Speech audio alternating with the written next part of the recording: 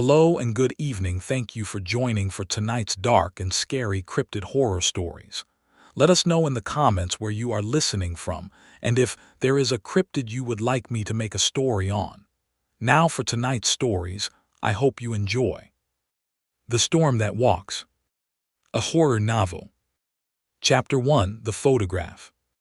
The envelope arrived on a Tuesday, which was unusual because Dr. Jaden Vance had made a point of not being findable on Tuesdays. His cabin outside of Havre, Montana, had no mailing address. His university position had been left behind in Bozeman, along with his apartment, his relationships, and his tolerance for academic politics. He was, by design, a ghost in a state full of empty spaces. Yet there it was. A manila envelope crumpled at the corners, no return address, no postage stamp. Someone had delivered it by hand. Jaden held it up to the morning light, examining it for signs of tampering, of poison, of anything that would justify his instinct to burn it unopened. The flap was sealed with ordinary glue. The paper was ordinary paper. There was no smell of chemicals, no sign of biological agents. He opened it anyway. Inside was a single photograph, black and white, printed on paper that felt older than it looked. The image was blurry, shot through what appeared to be heavy rain or fog, showing a landscape of pine trees and distant mountains, and above the trees something else. Something massive. Something winged. Jaden held the photograph closer to the light, squinting at the details. The thing in the image was hard to parse. The blur made edges indistinct. The monochrome palette reduced it to shades of gray. But he could make out enough. Wings that span what must have been 20 feet, a body that was wrong in ways he couldn't articulate, legs that ended in claws still curled from grasping. It was flying, or falling, or diving. The motion was frozen mid-stroke, and the wings, those terrible wings, were spread wide enough to block the sun. On the back, in shaky handwriting that looked like it had been written by someone in the final stages of exhaustion, "They took my boy. They always come before the storm." Jaden turned the photograph over again, examining the image with the eye of a scientist. He was a wildlife biologist, specializing in raptors, in the physics of flight, in the mechanics of predation. He knew what birds looked like. He knew what bats looked like. He knew what every flying creature in North America looked like, from the smallest hummingbird to the largest condor. This was none of those things. The wings were wrong, too broad, too angular, with a structure that suggested membrane rather than feather.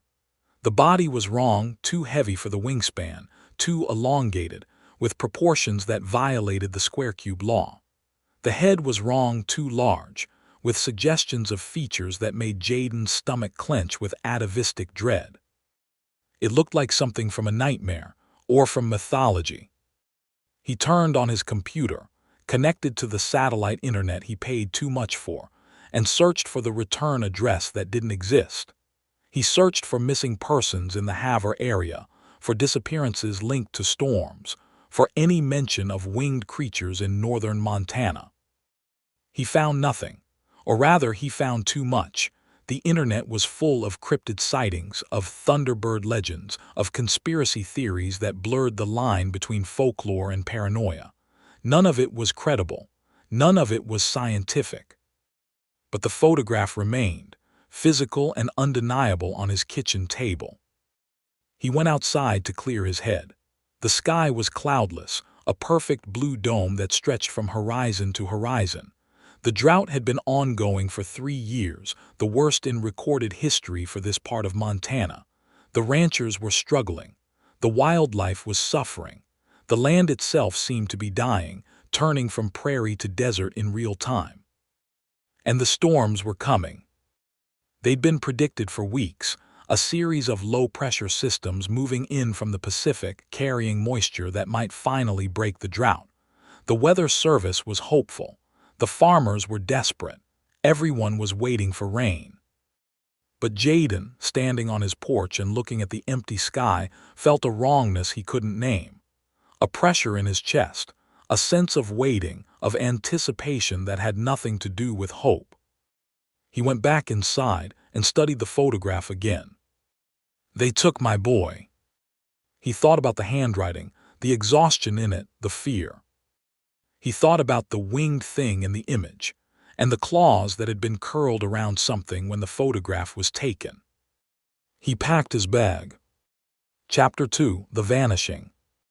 Tom Haverford's ranch was 20 miles north of Havre, in a valley that had been green once, before the drought turned it to straw.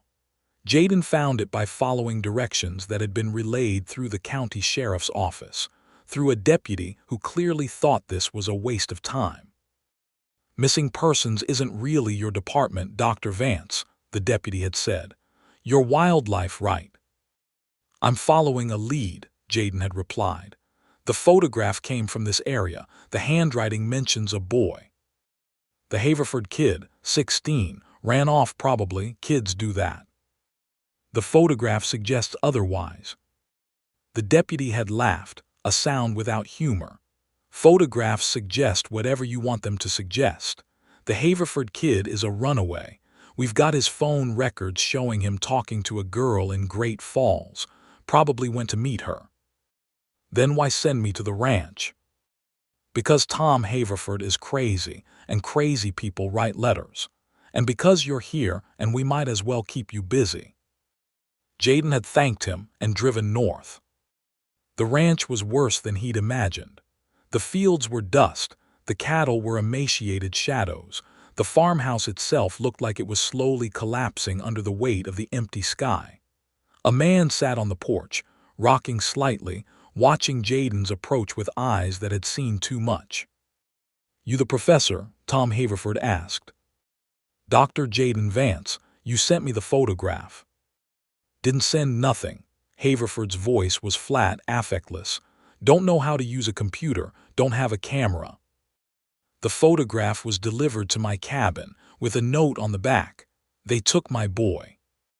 Haverford stopped rocking. "Lucas," he whispered. "My boy, Lucas. Tell me what happened." Haverford stood, moving with the careful deliberation of someone who had learned to make every motion count. He led Jaden around the house, to the back porch, to a place where the wood was scarred and splintered. "He was here," Haverford said, "feeding the dogs. They like to be fed at sundown." "When was this?"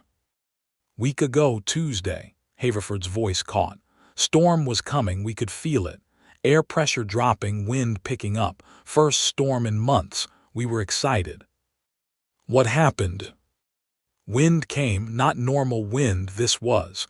Wrong, sounded like something screaming. Dogs went crazy, howling like they were being hurt. I came out to check on them, on Lucas, and—" he pointed at the porch beams. Jaden looked up. The claw marks were 12 feet off the ground. They were deep, 4 parallel gouges in the wood that went all the way through the surface layer. The spacing was wrong, too wide for any bear, too narrow for any machinery. And the pattern. Jaden had studied thousands of animal tracks, had written papers on claw morphology, on the physics of grasping and climbing and killing. These marks suggested something that had been hanging from the beams, something that had reached up, not down, to grab. "Where was Lucas?" "Gone." Haverford's voice was hollow. "Just gone, no tracks, no struggle, just these marks and the dogs cowering in the corner and the wind. The wind was laughing, Dr. Vance. I know how that sounds, but it was.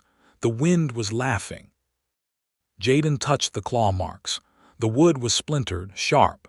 He could feel the force that had made them, the strength, the intent. "The sheriff thinks he ran away." "The sheriff is an idiot." "Then what do you think happened?" Haverford turned to face him, and Jaden saw the madness in his eyes, not the madness of delusion, but the madness of someone who had seen something that broke their understanding of the world. "I think they took him," Haverford said. "The thunder beings, the ones that ride the storm." Chapter 3: The Legend. Jaden spent the afternoon interviewing Haverford, trying to extract facts from the web of folklore and fear. The man was coherent, intelligent, clearly had been competent before whatever had happened last week. But his narrative was shot through with references to the old ones, to the people who live in the sky, to warnings he'd received and ignored. Mary Red Cloud tried to tell me, Haverford said, the Lakota caretaker. She said this land was never ours, that we were just holding it for them. She said the drought was a warning. A warning of what? Hunger. They're hungry, Dr. Vance. The thunder beings. They live in the storms, and when the storms don't come, they starve. The drought isn't natural, it's a cycle, a waiting. They're waiting for us to get desperate, to get weak, to forget the old ways. And when we do, he gestured at the claw marks, they feed. Jaden recorded everything, though he didn't believe it. He believed the claw marks. He believed Lucas Haverford was missing. He believed something had happened here, that the sheriff was too lazy or too scared to investigate properly. But thunder beings, sky-dwelling predators that rode storms and ate children. He drove back to Havre and found Mary Red Cloud through the tribal offices. She was 80, maybe older, with the kind of face that suggested she'd stopped being surprised by anything decades ago. The white rancher sent you, she said, not a question. He says you warned him about the thunder beings. The Wakinian. She pronounced the word carefully with the accent of someone who had learned it in childhood. They are not beings, Dr. Vance. They are not alive in the way you understand. They are the storm. They are the hunger that rides the storm. Have you seen them? She laughed, a dry sound like wind through dead grass. I have heard them, felt them. When I was a child, my grandmother would take me into the storm shelter when the Wakinian came, and she would sing to them, ask them to pass us by. Usually they did. Usually. Sometimes they were too hungry.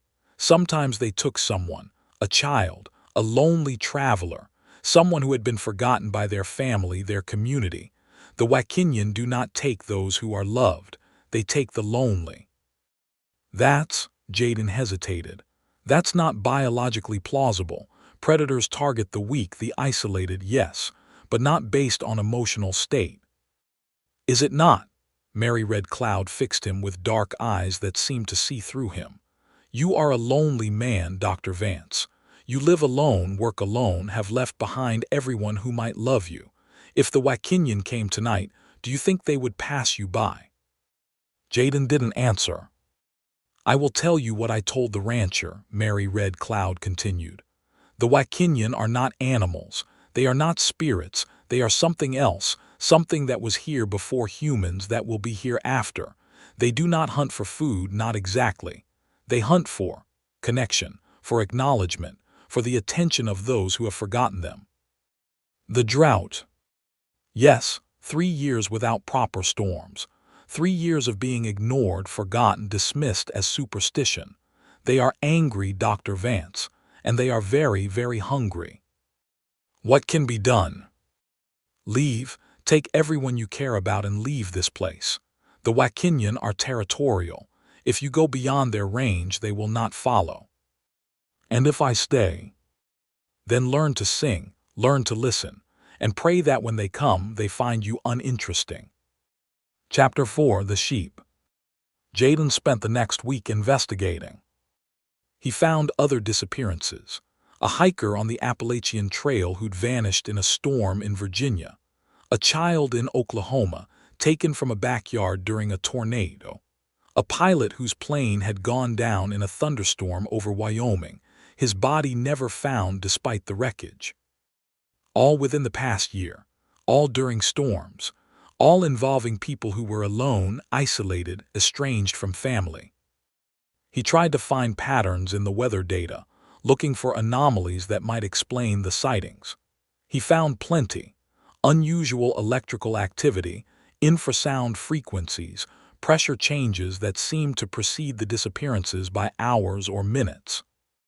But nothing that explained the photograph, nothing that explained the claw marks, nothing that explained the winged shape in the sky. The storms were coming closer. The forecast was for a major system to hit northern Montana in 3 days, bringing rain that might finally end the drought. The ranchers were celebrating. The towns were preparing.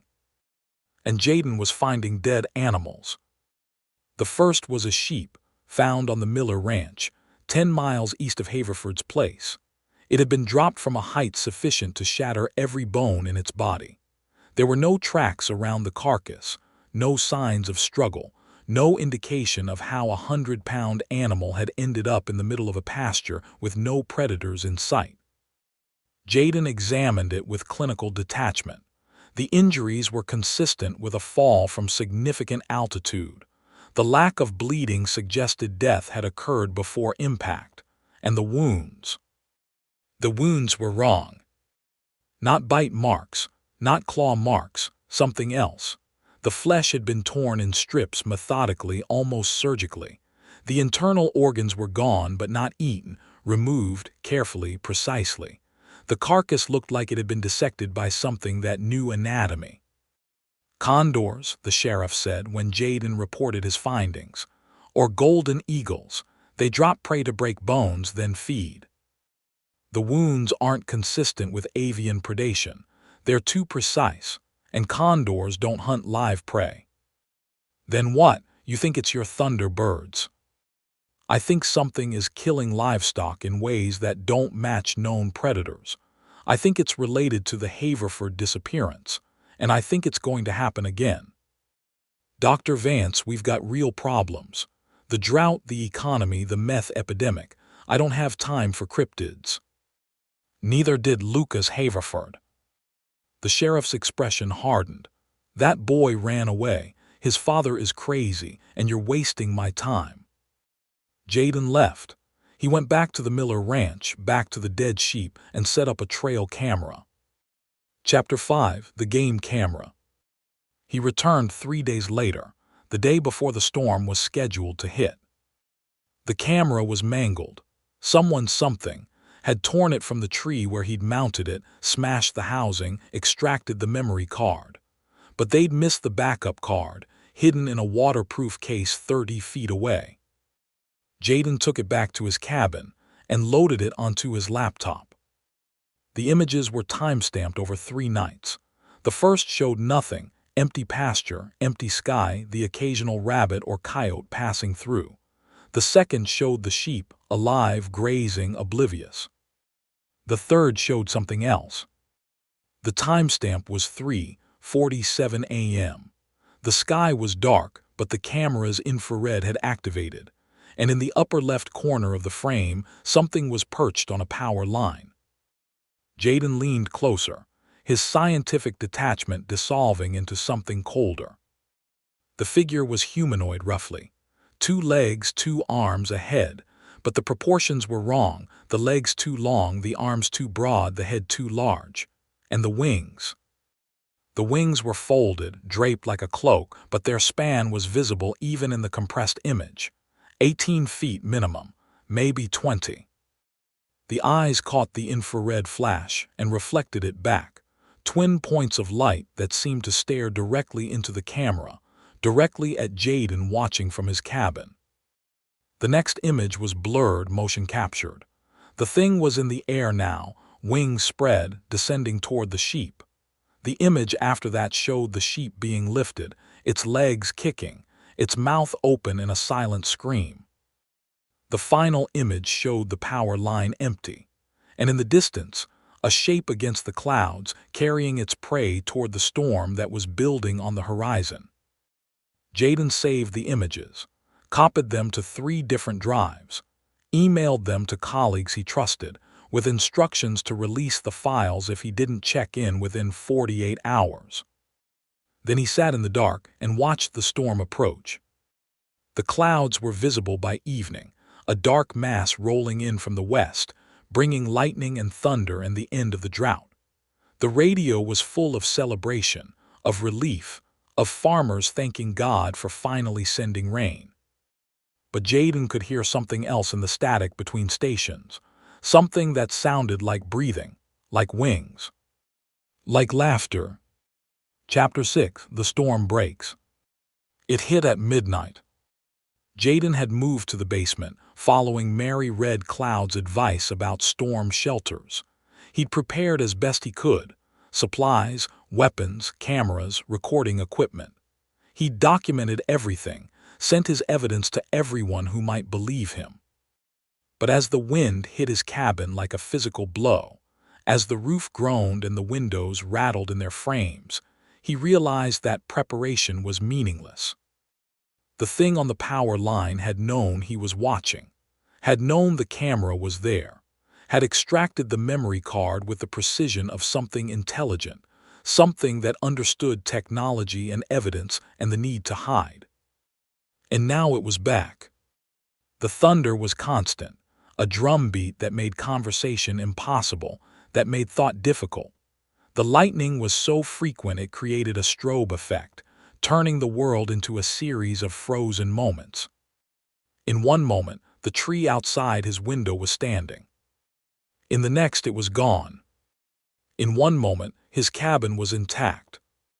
In the next, the roof was gone. Jaden scrambled for the stairs, for the surface, for any shelter he could find. But the wind was inside now, filling the space with debris and darkness and something else, something that smelled of ozone and rain and the deep, hungry musk of a predator. He saw it in a flash of lightning.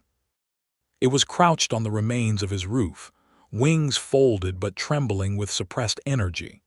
Its head turned toward him, and he saw the eyes, reflective like a cat's, but with a depth that suggested intelligence, awareness, intention. It was studying him, evaluating him, deciding. Jaden ran. He burst through the kitchen door into the storm, into the chaos of wind and rain and flying debris. He ran toward his truck, knowing it was useless, knowing that nothing could outrun something that flew, that rode the storm itself. But he ran anyway, because running was the only alternative to surrender. The truck was 50 feet away, then 40, then 30. The wind stopped. Not gradually, instantly. One moment he was leaning into a gale that threatened to lift him off his feet. The next he was standing in stillness so complete it felt like drowning. He turned. The creature was behind him, standing. Its wings were spread now, not for flight but for display, creating a canopy that blocked the rain. The lightning flashed behind it, silhouetting a form that was wrong in every particular. The too long legs, the too broad chest, the head that seemed to contain too many features, too many angles.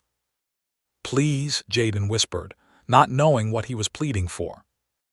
The creature tilted its head, a curiously human gesture, almost sympathetic. It took a step closer and Jaden saw its mouth, if it was a mouth, opened slightly, revealing rows of needle teeth that seemed to flex independently. It reached out. Its hand, claw, wing, finger, something in between touched Jaden's shoulder. The touch was gentle, almost tender, and cold, so cold that Jaden felt his skin burn where contact was made. "Lonely," the creature whispered, and its voice was thunder, was wind, was the sound of wings beating against a dead sky. "So lonely." "I'm not." "Yes." The creature's head tilted the other way, studying him with those reflective eyes. "You are, you have always been. You ran from your family, your work, your life. You sought emptiness. You sought silence." "I wanted." "We know." The creature's other hand rose, touched Jaden's face, and he felt tears freezing on his cheeks. "We always know. We felt you here in our territory, alone and aching. We have been watching, waiting." "For what?" "For you to choose." The creature stepped closer and Jaden smelled its breath, ozone and rain and something else, something sweet and corrupting. "You can come with us, be part of the storm, never be alone again." "Lord."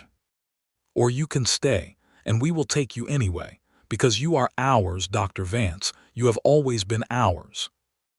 The wind returned, sudden and violent, lifting Jaden off his feet.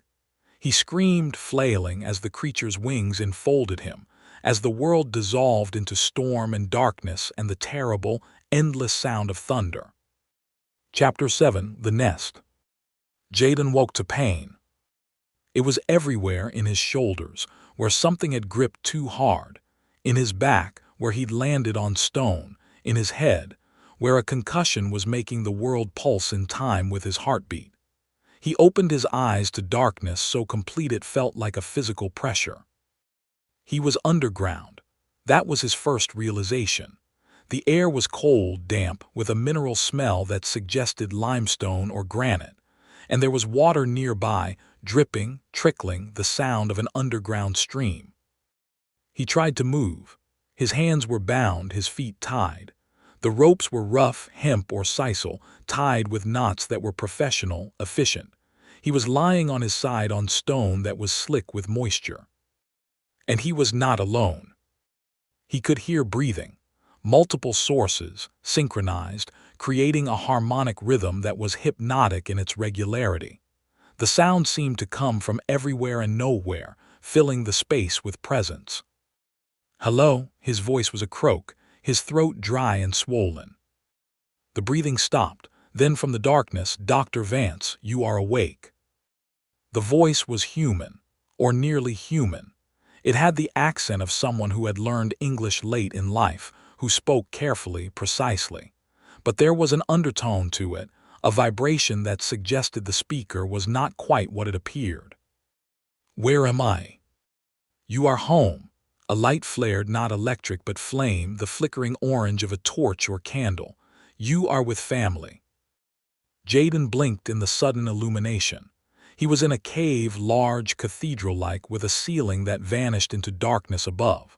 The walls were covered in markings, not graffiti, not cave paintings, but something more sophisticated.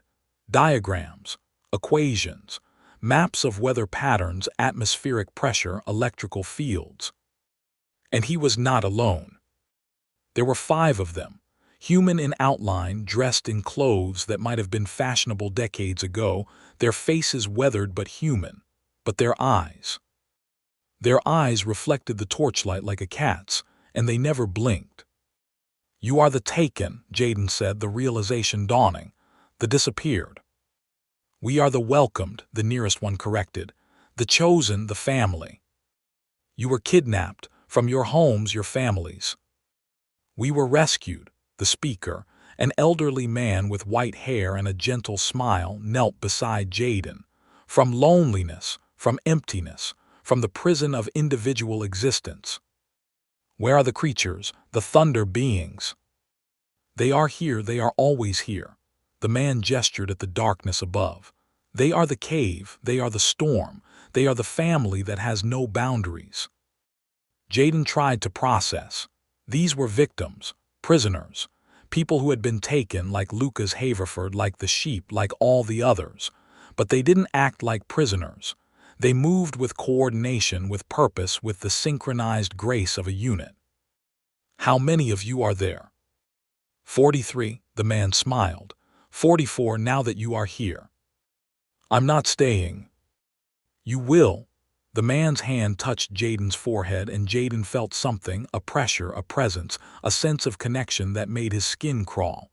"We all said that at first, but then we understood, then we chose." "Chose what?" "To belong." The man stood and the others stood with him, a perfectly choreographed movement. To be part of something larger than ourselves, to never be alone again. He gestured, and 2 of the others, a woman in her 30s, a boy who couldn't have been older than Lucas Haverford, lifted Jaden and carried him deeper into the cave. Chapter 8. The Conversion. They brought him to a chamber that served as a kind of infirmary. Stone tables, medical equipment that looked like it had been salvaged from multiple decades, bottles of chemicals that Jaden couldn't identify. The woman, she called herself Sarah, said she'd been a nurse before, examined him with professional detachment. Bruises, lacerations, possible concussion. She treated him with skill, with care, with a gentleness that was disarming. "Why are you helping me?" Jaden asked. "Because you are family now." Sarah didn't look up from her work. "We take care of family." "I'm not your family." "You will be." She met his eyes and he saw something there, not fear, not resignation, but a kind of peace that made his stomach clench. The change takes time, but it happens to everyone eventually. What change?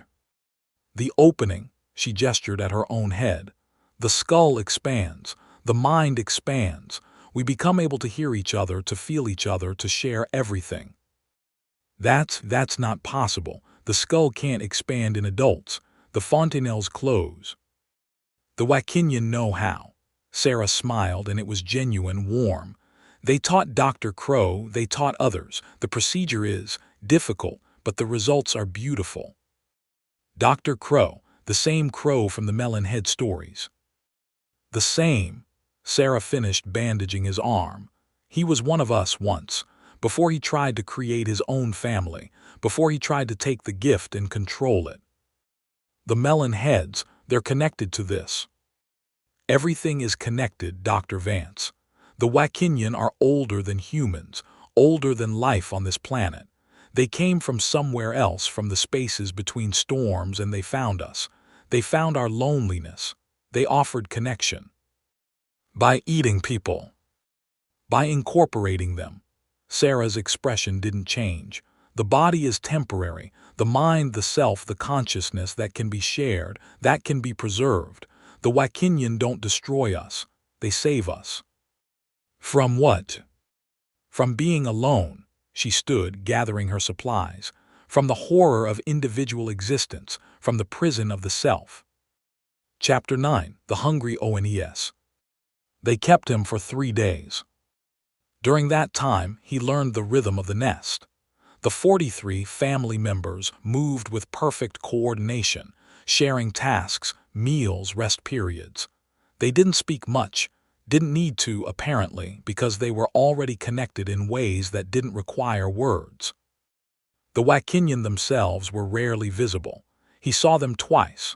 Once, when one descended from the ceiling to deposit food, fresh meat, still bleeding, and once, when 2 of them perched on a ledge and seemed to sing.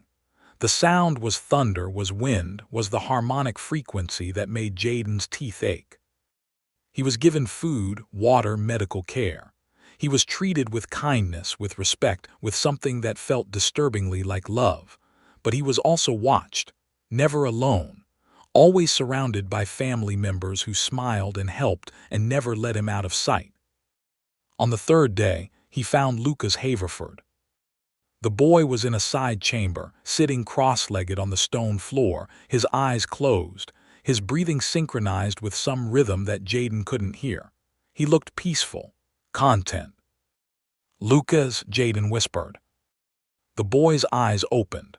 They were different, reflective like the others, and they seemed to see through Jaden, into him, beyond him. "Dr. Vance." Lucas's voice was the same, but the cadence was wrong. "You're the bird scientist. Dad told me about you. Your father is looking for you. He's worried." "Dad worries too much." Lucas smiled. "He's alone, that's why he worries. When you're family, you don't worry. You know everyone is safe. You feel them." "Lucas, you need to come with me. We can escape." "Escape to what?" The boy's head tilted bird-like. "To loneliness, to emptiness, to the prison of my own head. To your life, your future." "This is my future." Lucas gestured around the cave. "This is where I belong, where everyone belongs eventually. The Wakinian are patient. They've been waiting for humanity to evolve, to understand." "Understand what?" "That we're not meant to be alone." Lucas stood, and Jaden saw that the boy was taller than he should be, his proportions subtly wrong. "The skull is a prison, Dr. Vance. The self is a cage. The Wakinian offer freedom. By making you part of a hive mind, by destroying your individuality, by expanding it." Lucas moved closer, and Jaden smelled something on his breath, ozone, rain, the same scent the creature had carried. "I can feel them now, the others. The Wakinian themselves. I can feel the storm building, the hunger growing. We're preparing." "Preparing for what?" "The expansion." Lucas's eyes reflected the torchlight, and Jaden saw something moving in their depths, wings, clouds, the shapes of storms. The drought is ending. The storms are returning. And when they come, we will spread. We will offer the gift to everyone who is lonely, everyone who is empty, everyone who is ready. Ready for what? To become family. Lucas smiled, and his teeth were too many, too sharp, to never be alone again. Chapter 10. The Talon. That night Jaden escaped. He'd been planning it since the second day, watching the patterns of the family, noting the moments of inattention, the gaps in the watch. He knew there were tunnels that led to the surface. He'd seen them in his limited movements, had memorized the turns, the markers. He waited until the deepest part of the night, when the family's synchronized breathing suggested sleep, and slipped his bonds. The ropes had been loose, almost deliberately so, or perhaps they trusted that he wouldn't want to leave. He moved through the dark, touching the walls for guidance, counting his steps. Behind him the breathing continued, undisturbed. Ahead he could feel a current of air, fresh air, surface air, freedom. He found the passage. It climbed steeply, the stones slick under his hands. He crawled upward, toward the smell of pine and rain and the world above. And then he heard it. The breathing had stopped. The cave was silent, listening, and from behind him, from everywhere, came the sound of wings. He ran. The passage narrowed, twisted, but he kept moving, kept climbing, kept his eyes fixed on the dim light that was growing brighter ahead. The sound of pursuit was constant now, the beat of wings, the scrape of claws on stone, the harmonic hum of the family's awakened consciousness. He burst into moonlight.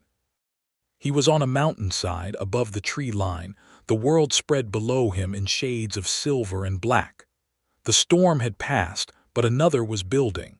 He could see it on the horizon, a mass of cloud and lightning that was moving fast. He ran downhill, toward the trees, toward the valley, toward any shelter he could find.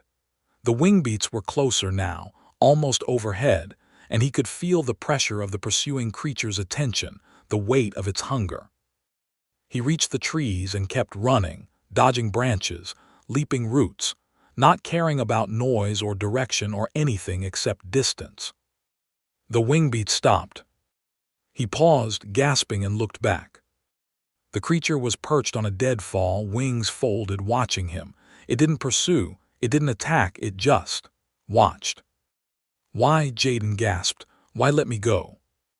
The creature tilted its head, that curiously human gesture. "You chose," it said, and its voice was thunder even at a whisper. "You chose loneliness. We respect choice." "Then leave me alone." "We will." The creature spread its wings, and Jaden saw their full span for the first time, 20 feet, maybe more, membranes stretched between finger-like bones. "But we will also wait." "For what?"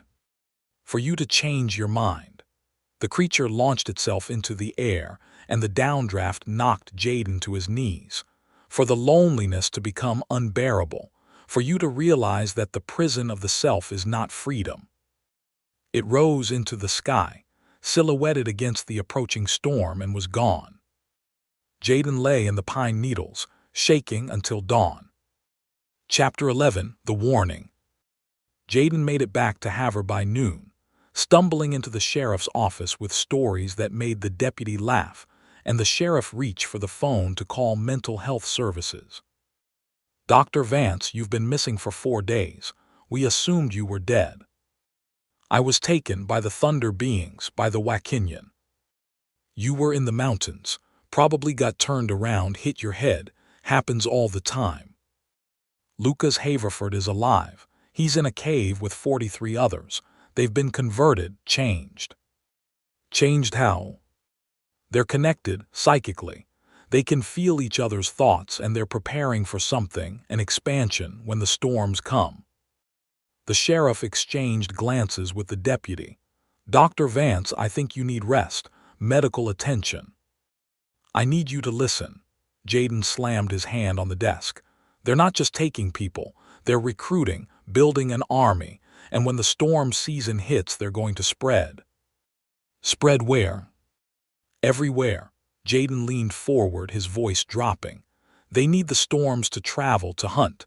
The drought has been starving them, but now the rain is coming, and they're hungry."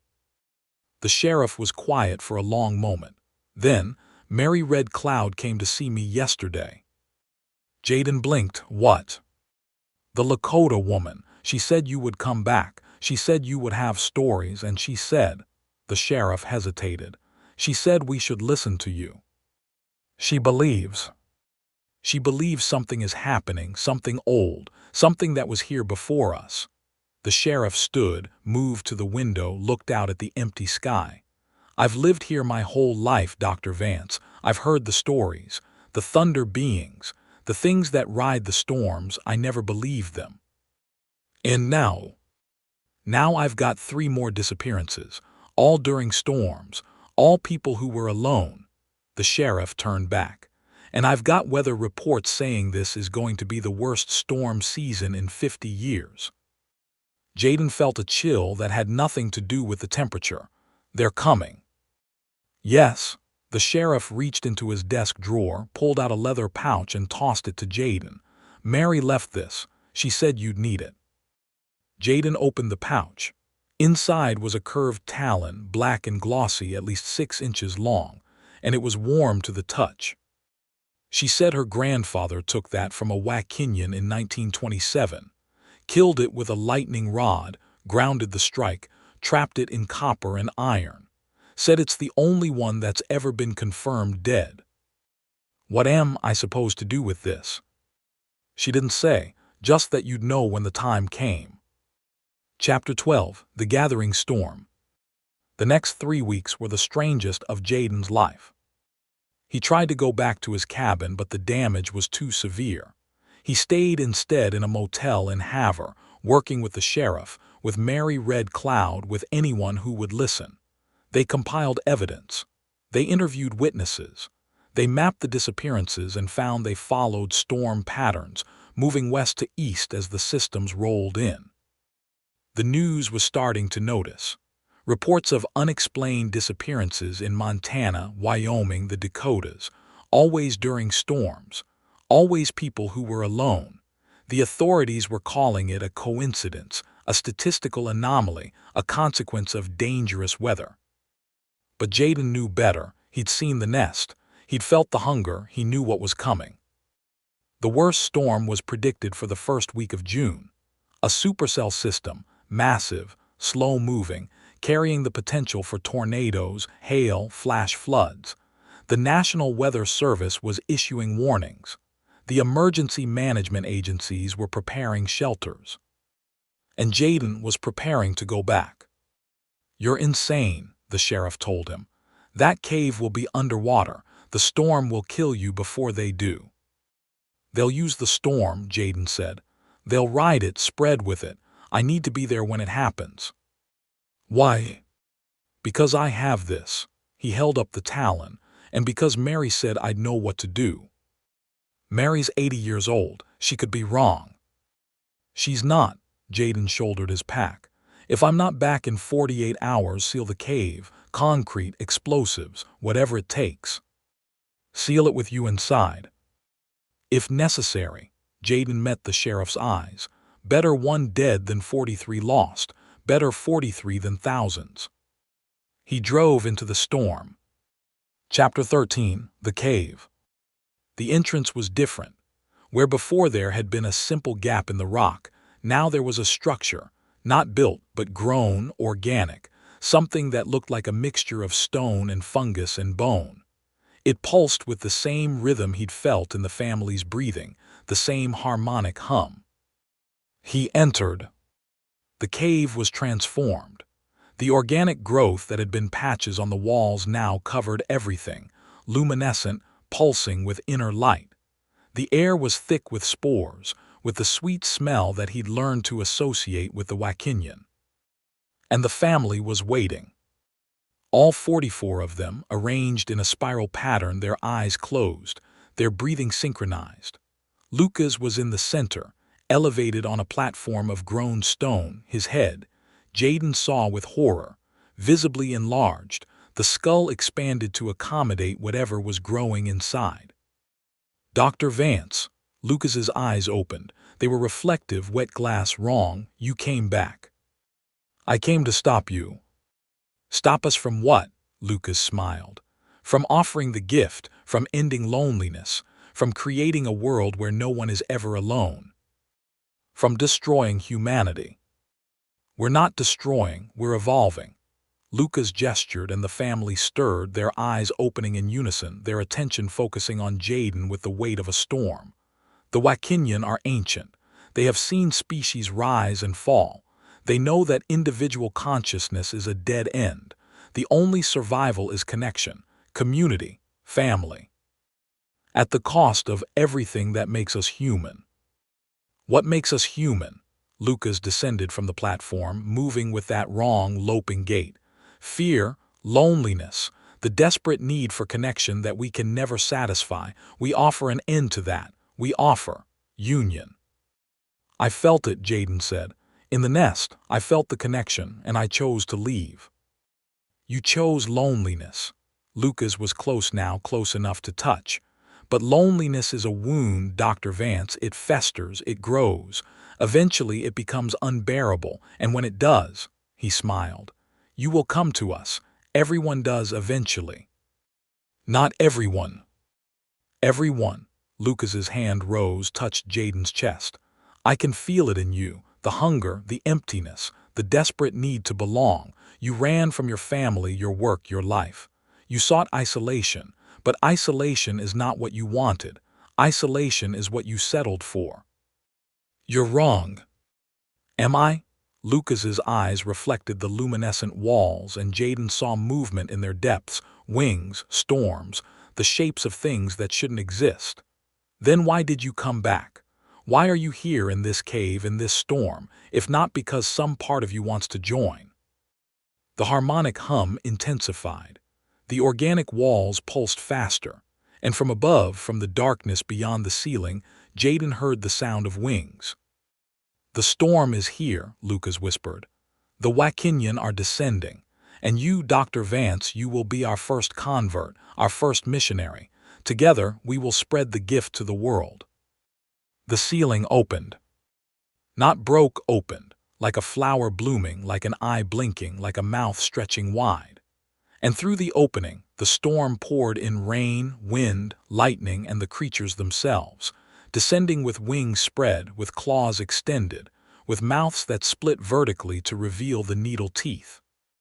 Jaden reached for the talon. Chapter 14. The Storm Breaks. The Wakinyan filled the cave. There were dozens of them, more than Jaden had seen, more than he had imagined. They filled the space with wings and thunder, with the smell of ozone and hunger. They perched on the walls, on the family members, on the grown structures, and their eyes, all their eyes, fixed on Jaden. He chooses, Lucas announced. He chooses to join. I don't, Jaden said, but his voice was lost in the storm. The largest of the creatures descended. It was the same one that had taken him, that had offered him choice, that had let him escape. Its wings spanned 30 feet. Its body was heavy with muscle and membrane. Its eyes held intelligence older than humanity. You return, it thundered. You choose. I choose to stop you. You cannot. The creature reached for him, claws extended. We are the storm. We are the hunger. We are the end of loneliness. Join us, Dr. Vance. Join the family. Jaden pulled the talon from his pocket. It was burning now, hot enough to sear his palm, glowing with a light that was older than the cave, older than the storm. Mary Red Cloud's grandfather had killed one of them with this, had trapped its essence, its power, its fundamental wrongness in copper and iron. Jaden didn't know how to use it, but he knew with the certainty of desperation, that it was the only chance. He thrust the talon toward the creature. The effect was immediate. The creature screamed, a sound like thunder breaking, like lightning striking, like the sky itself being torn apart. It recoiled, wings folding, and the other Wakinyan shrieked in harmony, their unity becoming discord, their coordination becoming chaos. What is that? Lucas screamed. What are you doing? I'm showing them. Jaden said. "I'm showing them what happens when you try to take someone who doesn't want to be taken." He moved forward, holding the talon like a weapon, and the Wakinyan retreated. They didn't flee. They were too proud, too ancient, too hungry for that. But they gave ground, their reflective eyes fixed on the burning talon with something that might have been fear. "You cannot defeat us," the largest one thundered. "We are eternal, we are the storm." "You're predators," Jaden said, "and predators can be killed." He lunged. The talon struck the creature's wing, and the membrane sizzled, blackened, tore. The Wakinyan screamed again, and this time the scream was pain, was fear, was the sound of something ancient being wounded. The family screamed with it. Lucas collapsed, clutching his head, and the others fell around him, their synchronized breathing becoming ragged, their connection severed by the creature's agony. Jaden struck again. The talon burned brighter with each blow, drawing power from the wound, from the creature's pain, from the essence that Mary Red Cloud's grandfather had trapped decades ago. The Wakinyan thrashed, its wings beating against the cave walls, bringing down stone and organic growth and the luminescent fungus that lit the space. "Stop," Lucas screamed.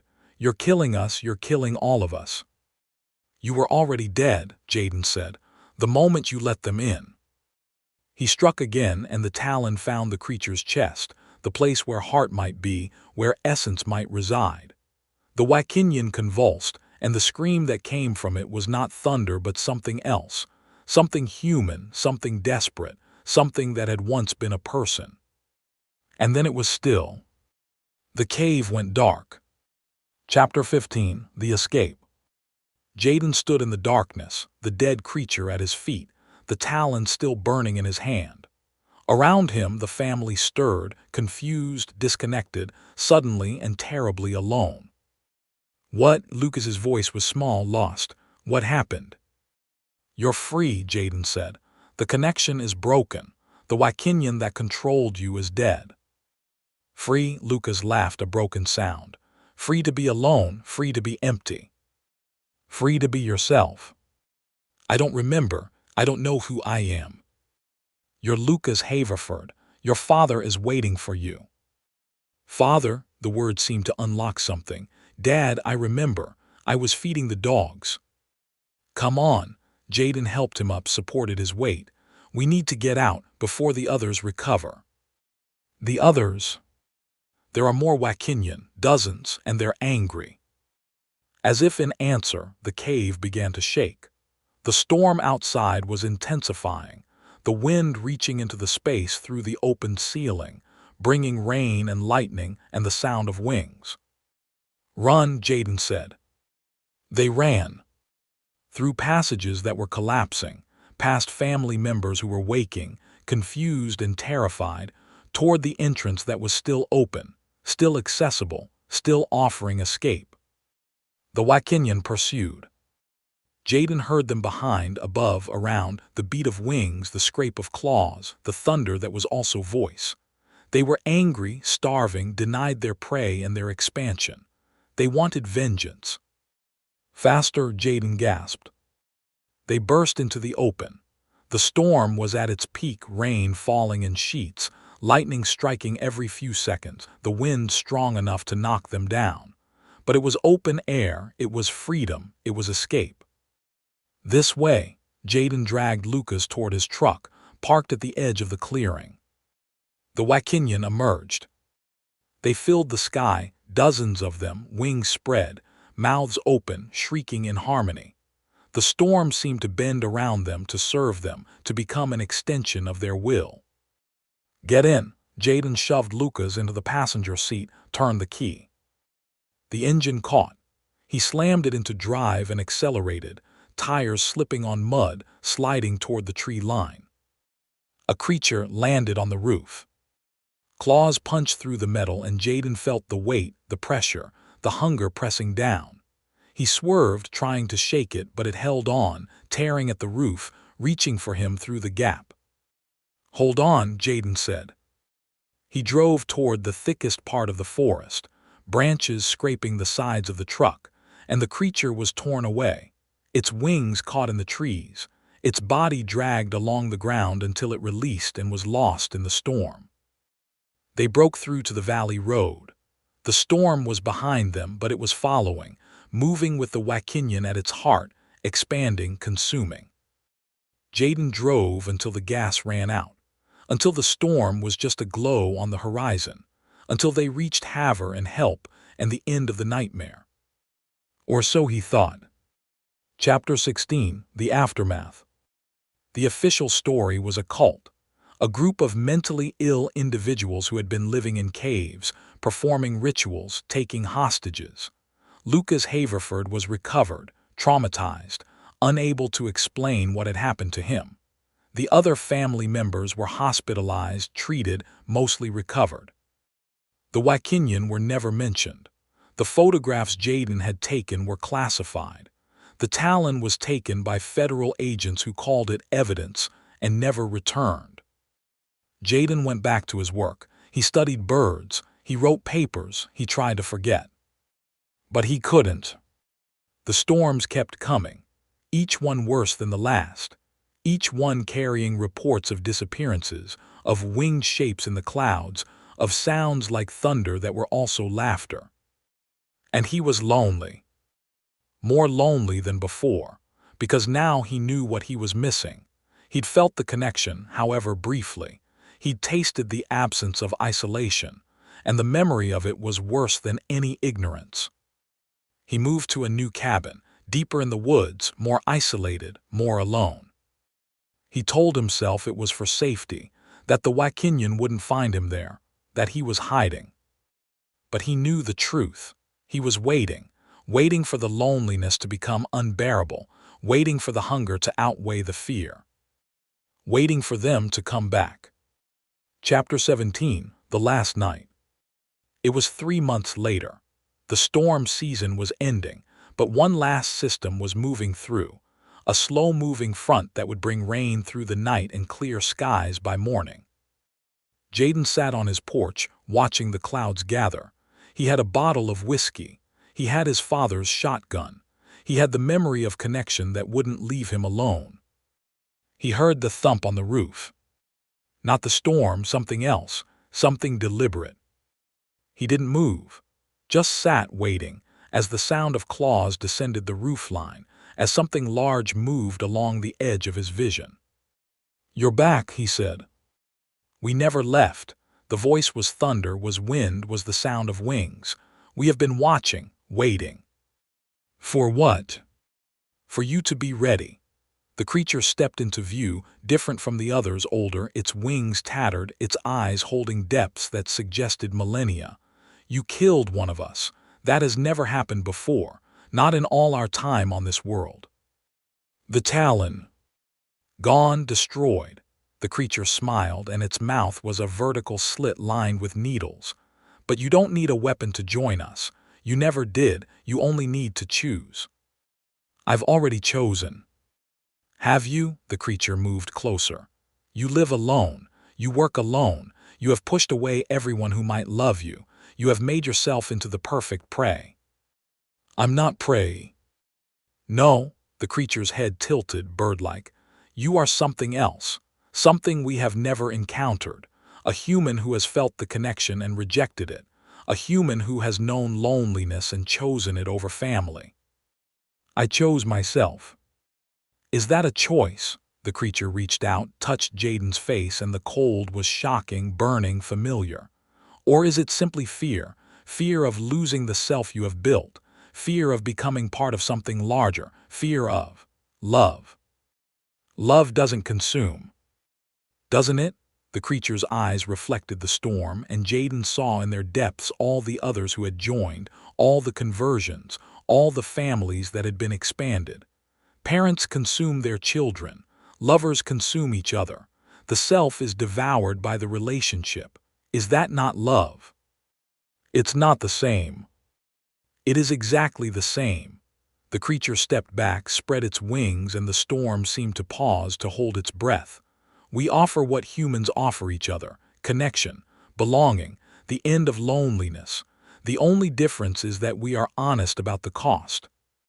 What do you want from me? Your choice. The creature began to rise, lifted by the wind, by the storm, by something older than physics. Choose to join us, or choose to remain alone, but choose, Dr. Vance, because the waiting is over. It ascended into the clouds, and Jaden was alone again. He sat on his porch until dawn. The storm passed, the rain stopped, the world returned to normal. But on the step where the creature had stood, there was something new. The talon. Not the same one that had been taken, destroyed. This was different, smaller, curved, warm to the touch. And on the porch post, scratched into the wood, a message. We are waiting. Epilogue. The news clipping arrived 2 weeks later. Jaden's cabin had been found empty, the roof torn off, the interior scattered with debris that suggested a struggle or a departure or something else entirely. The headline, Unexplained Downdraft Levels Homestead. The body was never found. In the photograph that accompanied the article, something was visible in the sky above the ruined cabin. A shape, wings, the suggestion of something watching. The file was named Final, JPG. And in the comments section of the online article, a single anonymous post. He chose family. Operation Silent Wings. Point Pleasant Mothman military thriller. Prologue. The briefing. The room was underground beneath the Pentagon, accessible only by elevator and retinal scan. The walls were concrete, the lights were fluorescent, and the air tasted of recycled oxygen and old coffee.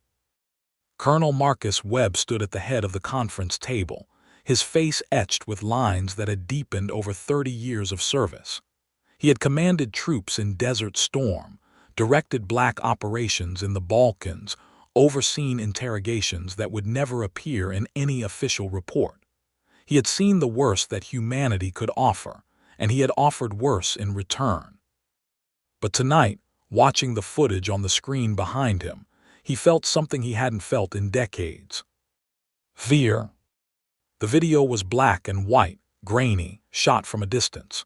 It showed the McClintock Wildlife Management Area in Point Pleasant, West Virginia, specifically the abandoned TNT igloos that dotted the landscape like concrete burial mounds. The timestamp said 03:17 a.m. The date was 3 weeks ago. For the first 30 seconds, nothing. Just the igloos, the trees, the darkness. Then movement. A shadow detaching from the shadows, tall 7 feet, maybe more. Winged. The span was hard to judge, but 10 feet at least. It moved with an impossible grace, not flying but gliding, not running but shifting from place to place faster than the camera could track. Jesus Christ, a voice said over the recording, it's looking at us. Static, the screen went to snow. Webb froze the image, the final frame showing the creature's face. Red eyes glowing like coals, a mouth that seemed too wide, and something else, something that didn't belong in any zoological classification. Awareness, intelligence. That's from a DARPA experimental surveillance drone, Webb said, his voice flat. Cost $12 million. We lost contact with it immediately after this recording. Found the wreckage the next morning, crushed, like it had been stepped on. The men and women at the table were silent. They were the best, drawn from every branch of service, every specialty. Delta operators, Navy SEALs, CIA paramilitary, technical experts, analysts. They were also expendable. They knew it. Webb knew it. This creature, Webb continued, has been designated Silent Wings by the Pentagon cryptozoological team. It's been spotted in the Point Pleasant area since 1966, historically associated with the Silver Bridge collapse that killed 46 people. The Mothman, someone said. A woman, 30ish, with dark hair pulled back in a severe bun. Dr. Liana Cole, Ph.D., Folklore and Mythology. Webb had been ordered to include her. He hadn't been told why. We don't use that name, Webb said sharply. The Mothman is a legend. This is real. With respect, Colonel, the Mothman has over 200 documented sightings, Cole said. Eyewitness accounts, physical evidence, photographs. You can't dismiss that as legend. I can dismiss anything I want, Doctor. Webb's voice was ice. What I need is capture or neutralization, not folklore, not mythology, action. He pressed a button and the screen changed. A map of Point Pleasant marked with red dots. These are sightings from the past month, concentrated around the TNT area but spreading. One witness claims the creature followed her home. Another says it mimics voices. A third reports that it can become invisible, undetectable, except for the feeling of being watched. Psychological warfare, said Captain Elias Voss. Former CIA paramilitary, 10 years in special activities, 3 in counterterrorism. Webb had handpicked him for this operation. If it's intelligent, it's using fear as a weapon. Or it's studying us, Cole said, learning how we respond to fear, learning how to manipulate us. For what purpose? That's the question, isn't it? Cole leaned forward. The Mothman's silent wings is associated with disaster, the Silver Bridge, multiple car accidents, plane crashes. It's seen as a harbinger, a warning. But what if it's not warning us? What if it's causing these events? Or, she paused, what if it's learning from them? Webb considered. He had read Cole's file, her theories about cryptids as interdimensional beings, as probes from elsewhere, as something that existed outside normal space and time. He had dismissed most of it as academic nonsense, but looking at the footage, at the intelligence in those red eyes. Your mission, he said, addressing the team, is to deploy to Point Pleasant, establish surveillance, and neutralize the threat. You have 2 weeks. 2 weeks to capture a creature that's been evading detection for 60 years, Voss asked. 2 weeks to succeed, or 2 weeks to prove it can't be done. Webb turned off the screen. Havoc 6, you're dismissed. Report to the armory. You deploy at 600. Chapter 1, The Team. They gathered at Andrews Air Force Base at 500, the sun not yet risen, the air cold with autumn promise. Captain Elias Voss was 38 years old, a career soldier who had started as an Army Ranger and found his way into darker service. He had killed men in 6 countries, extracted assets from behind enemy lines, done things that would never appear in any official record. He was good at his job because he didn't believe in anything except the mission. Monsters, legends, prophecies, they were distractions. Targets were targets, whether they were human or something else. Dr. Liana Cole was the opposite. She believed in everything. Spirits, cryptids, interdimensional entities, ancient astronauts. She had 3 degrees, anthropology, folklore, parapsychology, and had published papers that made her academic peers nervous. The Department of Defense had recruited her 3 years ago, initially for her expertise in unconventional threats, a euphemism that had led her here. She believed the Mothman was real, dangerous, and misunderstood. She also believed it could be communicated with. Voss thought she was naive. Webb thought she was useful. Neither was entirely wrong. Sergeant Javier Ruiz was the tracker. 29 years old, Navajo by birth, Special Forces by training, he had grown up on the reservation hearing stories of the Owl Man, the big one who walks at night. He didn't talk about those stories, didn't acknowledge them, but they had shaped him. He had seen things in the dark places of the world, Afghanistan, Somalia, Syria, things that had no name in any military manual. He knew what was possible. He knew what was waiting. Tech specialist Zoe Kim was 26, a hacker by trade, a conspiracy theorist by inclination. She had been recruited from the NSA after she uncovered, or manufactured, the report was unclear evidence of anomalous aerial phenomena that the Air Force had tried to bury.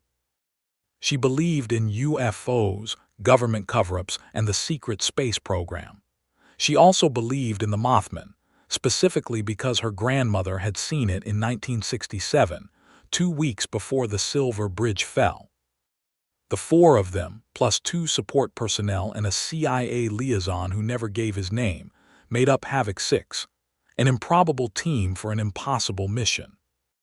They flew to West Virginia in a C-130, the cargo hold filled with equipment that had no official designation. Electromagnetic sensors, thermal cameras, acoustic dampeners, weapons that fired everything from bullets to sound waves to something the lab boys called disruptive energy. "What do you think it is?" Kim asked as the plane droned through the darkness. "I think it's a bird," Voss said. "A big owl or a sandhill crane, something rare, something the locals haven't seen before." "And the red eyes?" Ruiz asked. Aishin reflected light. "And the ability to appear and disappear, to move faster than physics allows." "Panic adrenaline, bad lighting." Cole leaned forward from her seat.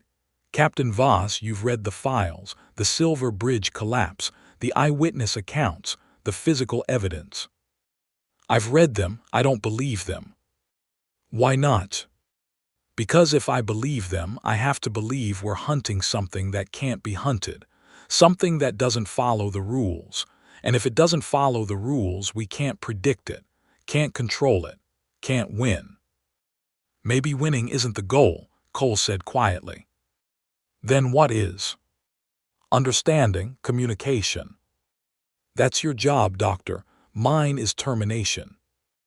The conversation died after that. They flew in silence until the pilot announced their descent. Point Pleasant, West Virginia, population 4,000. Home of the Mothman, the town that had seen the impossible and built an economy around it. They landed at the municipal airport, a tiny strip of asphalt barely long enough for the C-130. A convoy of unmarked SUVs waited, their drivers faceless men in suits. "Welcome to Point Pleasant," one of them said. "We've arranged accommodation at the TNT area. You'll find it appropriate." Chapter 2, the IGLOOS. The McClintock Wildlife Management Area was, officially, a nature preserve. 8,000 acres of woods, wetlands, and abandoned military infrastructure. It had been the West Virginia Ordnance Works during World War II, manufacturing TNT and other explosives for the war effort. The igloos, concrete bunkers designed to contain accidental explosions, still dotted the landscape, covered in earth and vegetation, looking like burial mounds or ancient barrows. Unofficially, the TNT area was something else. A nexus of strange phenomena, UFO sightings, Mothman encounters, reports of lost time, missing persons, impossible animals.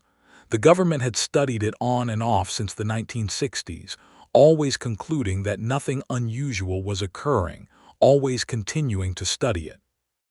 Havoc 6 set up in Igloo 17, the largest and most isolated, far from the hiking trails and observation platforms. The interior was 40 feet across, domed, concrete walls sweating moisture that never quite dried.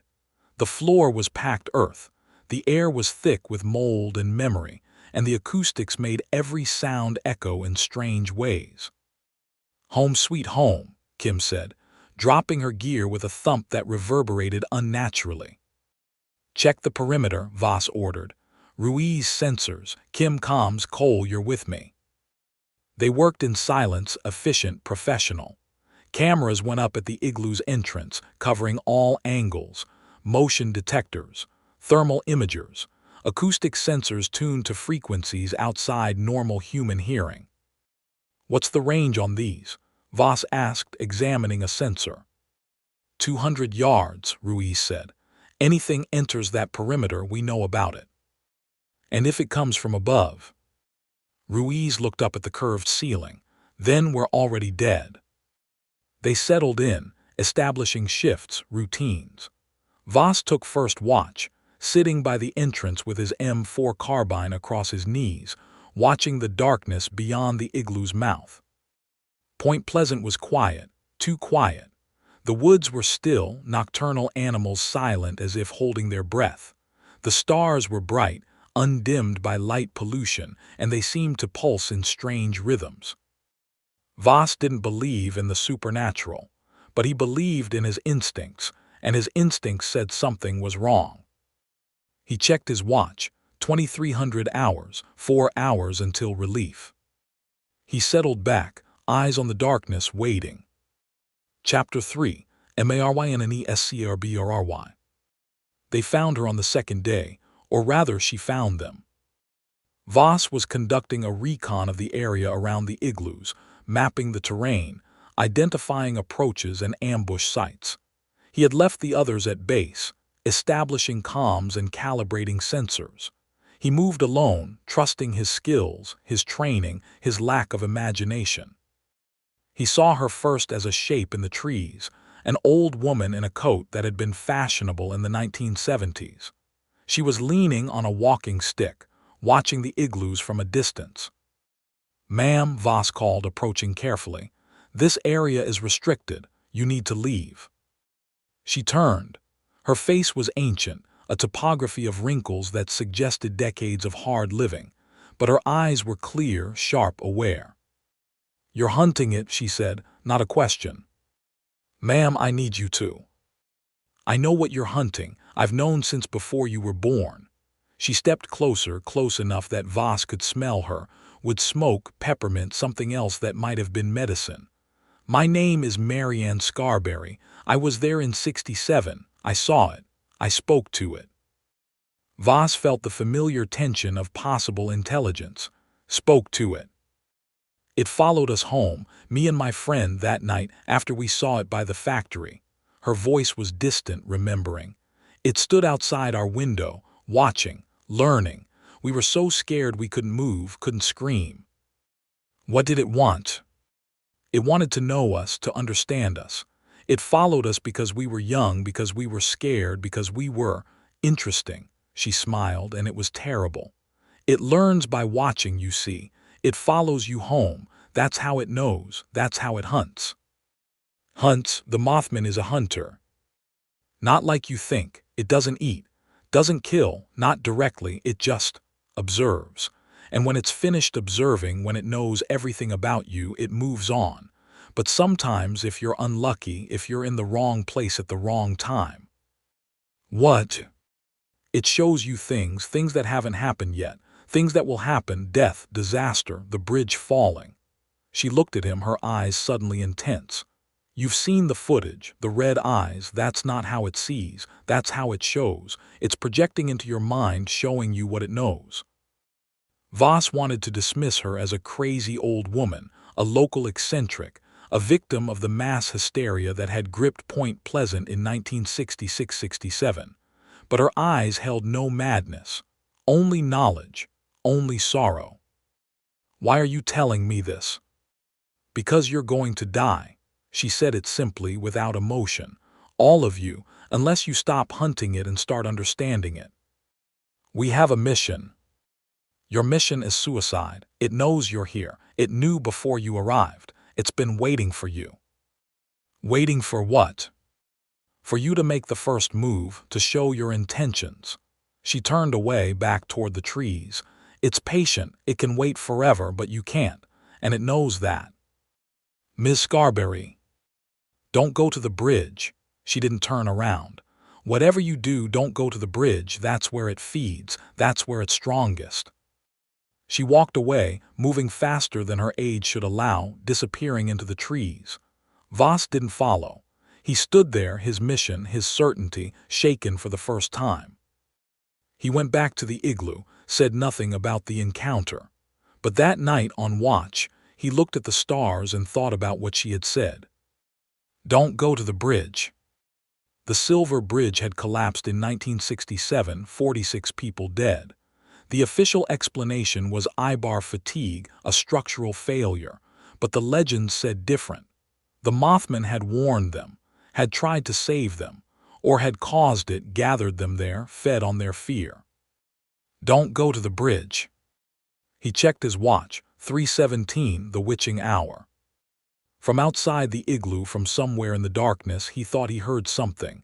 Not a sound exactly, more like the absence of sound, a pressure change, a shift in the air.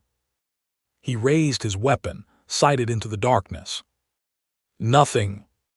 But the stars were wrong. They were blinking, pulsing in rhythms that matched a heartbeat. He blinked, and they were normal again. "Captain," Kim's voice from inside the igloo. "You okay?" "Fine," he lowered his weapon. "Just tired." But he wasn't fine. He was starting to believe. Chapter 4, First Contact. It happened on the third night. Kim was running diagnostics on the sensor array, calibrating the thermal cameras when the screen flickered. She thought it was a glitch, a software bug, and rebooted the system. When it came back online, every camera showed the same thing. Red eyes. "Captain," she screamed, backing away from the monitors. "Captain, get in here." Voss was inside in seconds, Ruiz behind him, weapons raised. Cole was already there, staring at the screens with an expression of horrified fascination. The eyes were everywhere, on every camera, every angle, every approach to the igloo. They weren't reflected light, weren't attached to any visible body, just eyes floating in the darkness, watching. "Motion sensors," Voss demanded. "Nothing," Ruiz said. "No movement, no heat signature, nothing." "Then what are we seeing?" "You're seeing what it wants you to see," Cole whispered. "It's projecting, into the cameras, into our minds." "That's not possible." "It's not possible for you, for this, it's Tuesday." She moved closer to the screens, her hand reaching out as if to touch the eyes. "It's not a threat, it's an invitation." "Don't touch that screen." Voss grabbed her arm, pulling her back. "Everyone gear up, we're moving." "Moving where?" Ruiz asked. "Outside, we need visual confirmation." "Captain, that's exactly what it wants." "I don't care what it wants. I care what I can see with my own eyes." They moved as a team, Voss on point, Ruiz covering the rear, the others in the middle. They burst from the igloo's entrance, weapons sweeping the darkness, tactical lights piercing the shadows. Nothing. The woods were empty, the sky was clear, the igloo sat silent and dark. But the eyes. Voss turned, looking back at the igloo's entrance. The eyes were there, in the doorway, 7 feet up, hovering in the air. But there was no body, no creature, just eyes. "What the hell?" Ruiz whispered. "It's not physical," Cole said. "Not entirely, it's manifesting, choosing how to appear." "Why?" "To communicate, to warn, or," she hesitated, "to lure." The eyes blinked, slowly, deliberately. Then they began to move, drifting away from the igloo toward the woods. "Follow it," Voss ordered. "Captain, that's insane." "Follow it." They moved through the woods, the eyes always ahead, always 20 yards away, never getting closer, never falling behind. The path they took was clear, deliberate, leading them deeper into the TNT area, toward structures that appeared on no map. "These aren't on the survey," Kim said, checking her tablet. "These buildings shouldn't exist." But they did. Concrete structures, half buried, overgrown with vegetation, their purpose unclear. Some had doors that were rusted shut. Others had openings that led into darkness. The eyes stopped at one of these openings, turned as if to look back at them, then descended into the darkness. "No way," Ruiz said. "I'm not going in there." "We need to know what it wants to show us," Cole said. "It could be a trap." "Everything could be a trap, but it's not." She moved toward the opening. "It's showing us something, something important." Voss made his decision. "Cole, you and I go first. Ruiz, Kim, cover us from outside. If we're not out in 30 minutes, return to base and call for extraction." "Captain." "That's in order." He and Cole descended into the darkness. Chapter 5, The Tunnels. The darkness was absolute. Voss's tactical light cut a narrow beam through the blackness, revealing concrete walls sweating moisture, floors littered with debris, ceilings lost in shadow. The air was thick, heavy with the smell of old explosives, ancient chemicals, and something else, something organic and wrong. "How deep do these go?" Voss asked, his voice echoing unnaturally. "The TNT area has over 100 bunkers," Cole said, her own light sweeping the walls. "But this isn't on any map I've seen. This is something else." They moved carefully, weapons ready, senses alert. The tunnel went down, always down, sloping at a gentle angle that suggested it went deep underground. The concrete gave way to natural rock, then back to concrete, as if the builders had followed some existing passage, enhancing what they found. "This is older than the 1940s, Cole said, examining a wall. "These tool marks, they're not modern. They're not even 20th century. "How old?" "I don't know, hundreds of years, thousands." She touched the stone, her fingers tracing patterns that might have been natural or might have been carved. The indigenous peoples knew about this place. The Shawnee, the Delaware. They had stories about the buried wings, creatures that lived in the earth and came out only at night. Stories. Stories based on observation, on experience. They continued, the tunnel branching, splitting, rejoining.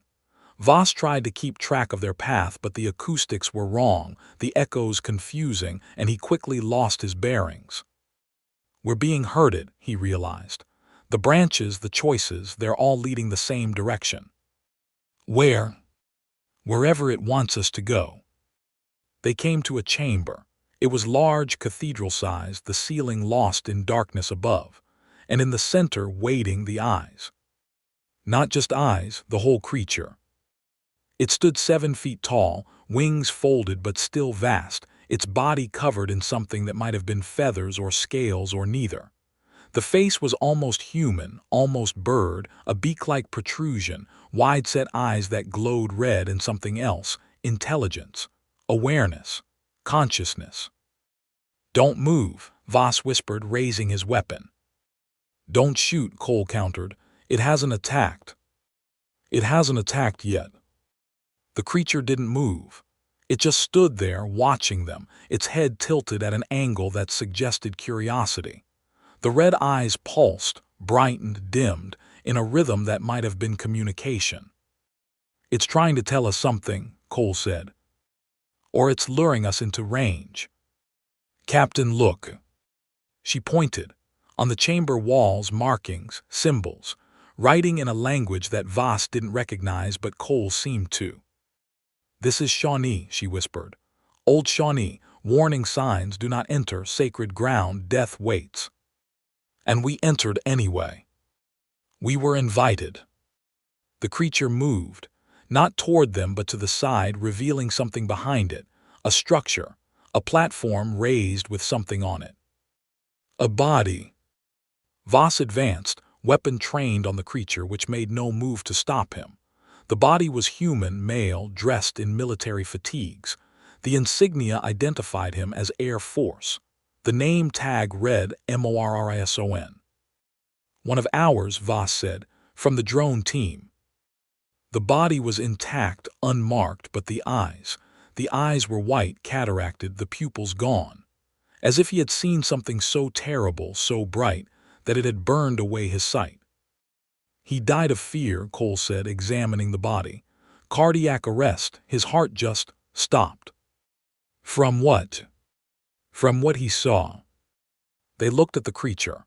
It hadn't moved, hadn't changed position. It was just watching, waiting.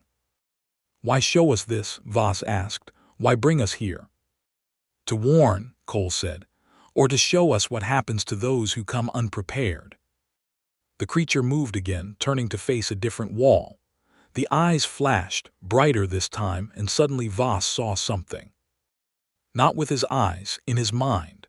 An image clear as memory of the Silver Bridge, not as it was ruined, collapsed at the bottom of the Ohio River, but as it would be, whole, standing, and crowded. People on the bridge, cars, trucks, pedestrians. A normal evening in Point Pleasant, 1967.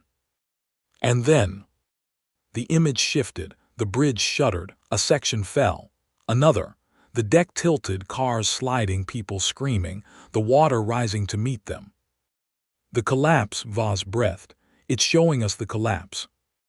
"Not just showing," Cole said. "Remembering, witnessing, it was there." The image shifted again. The creature watching from the shore, its eyes glowing, recording, not causing the disaster, observing it, learning from it.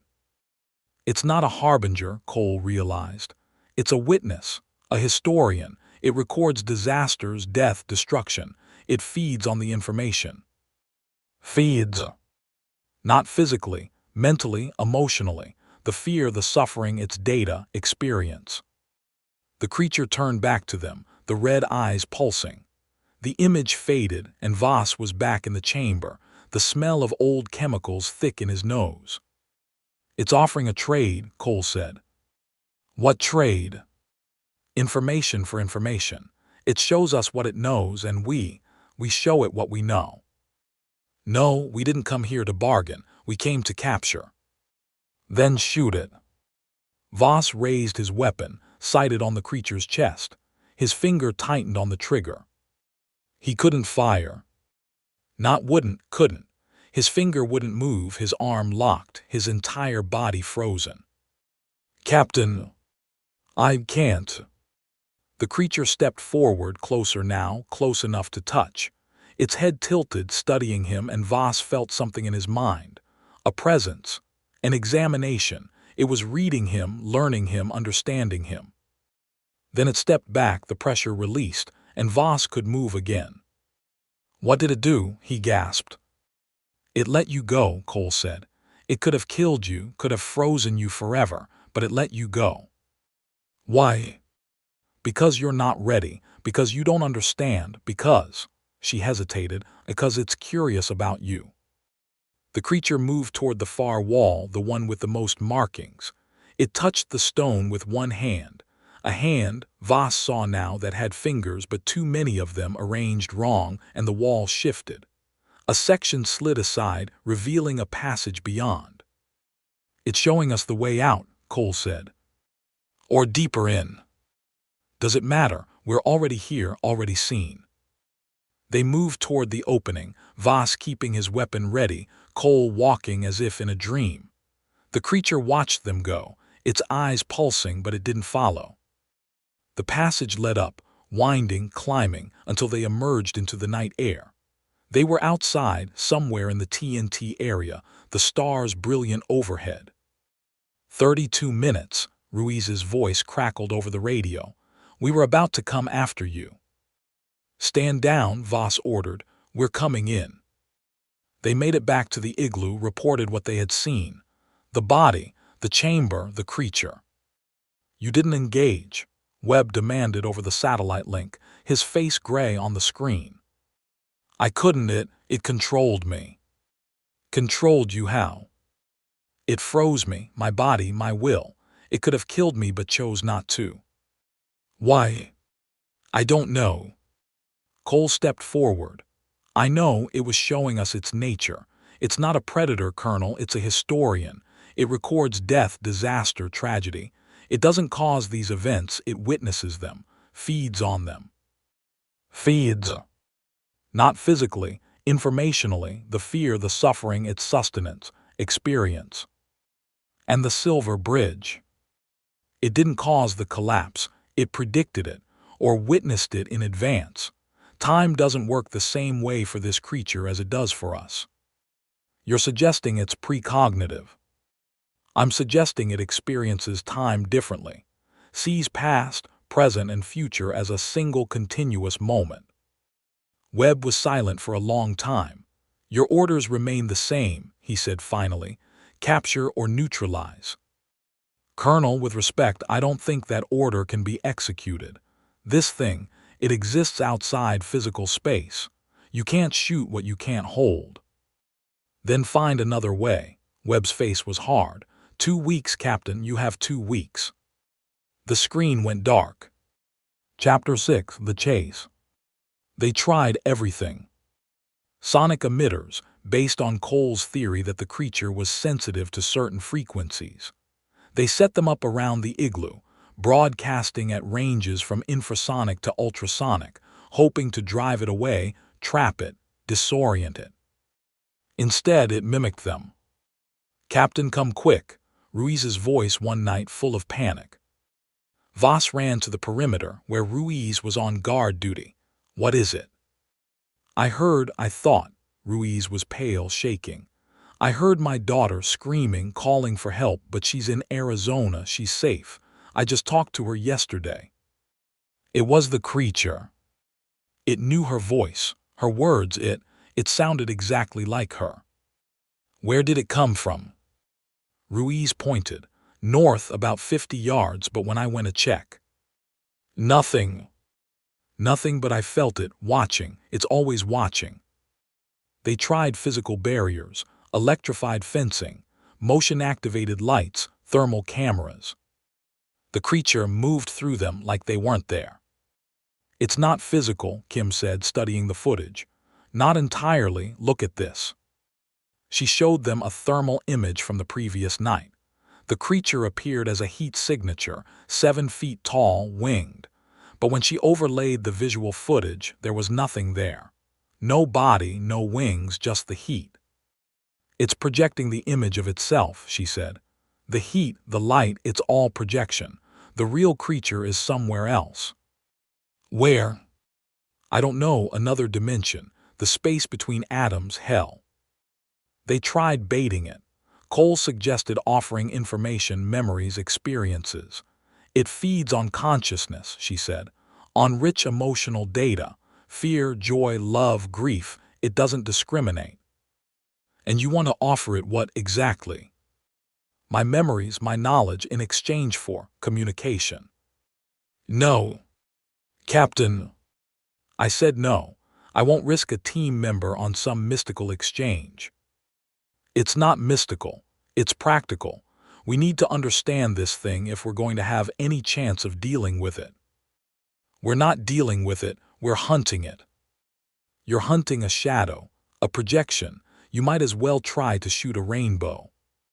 The argument continued, heated, unresolved.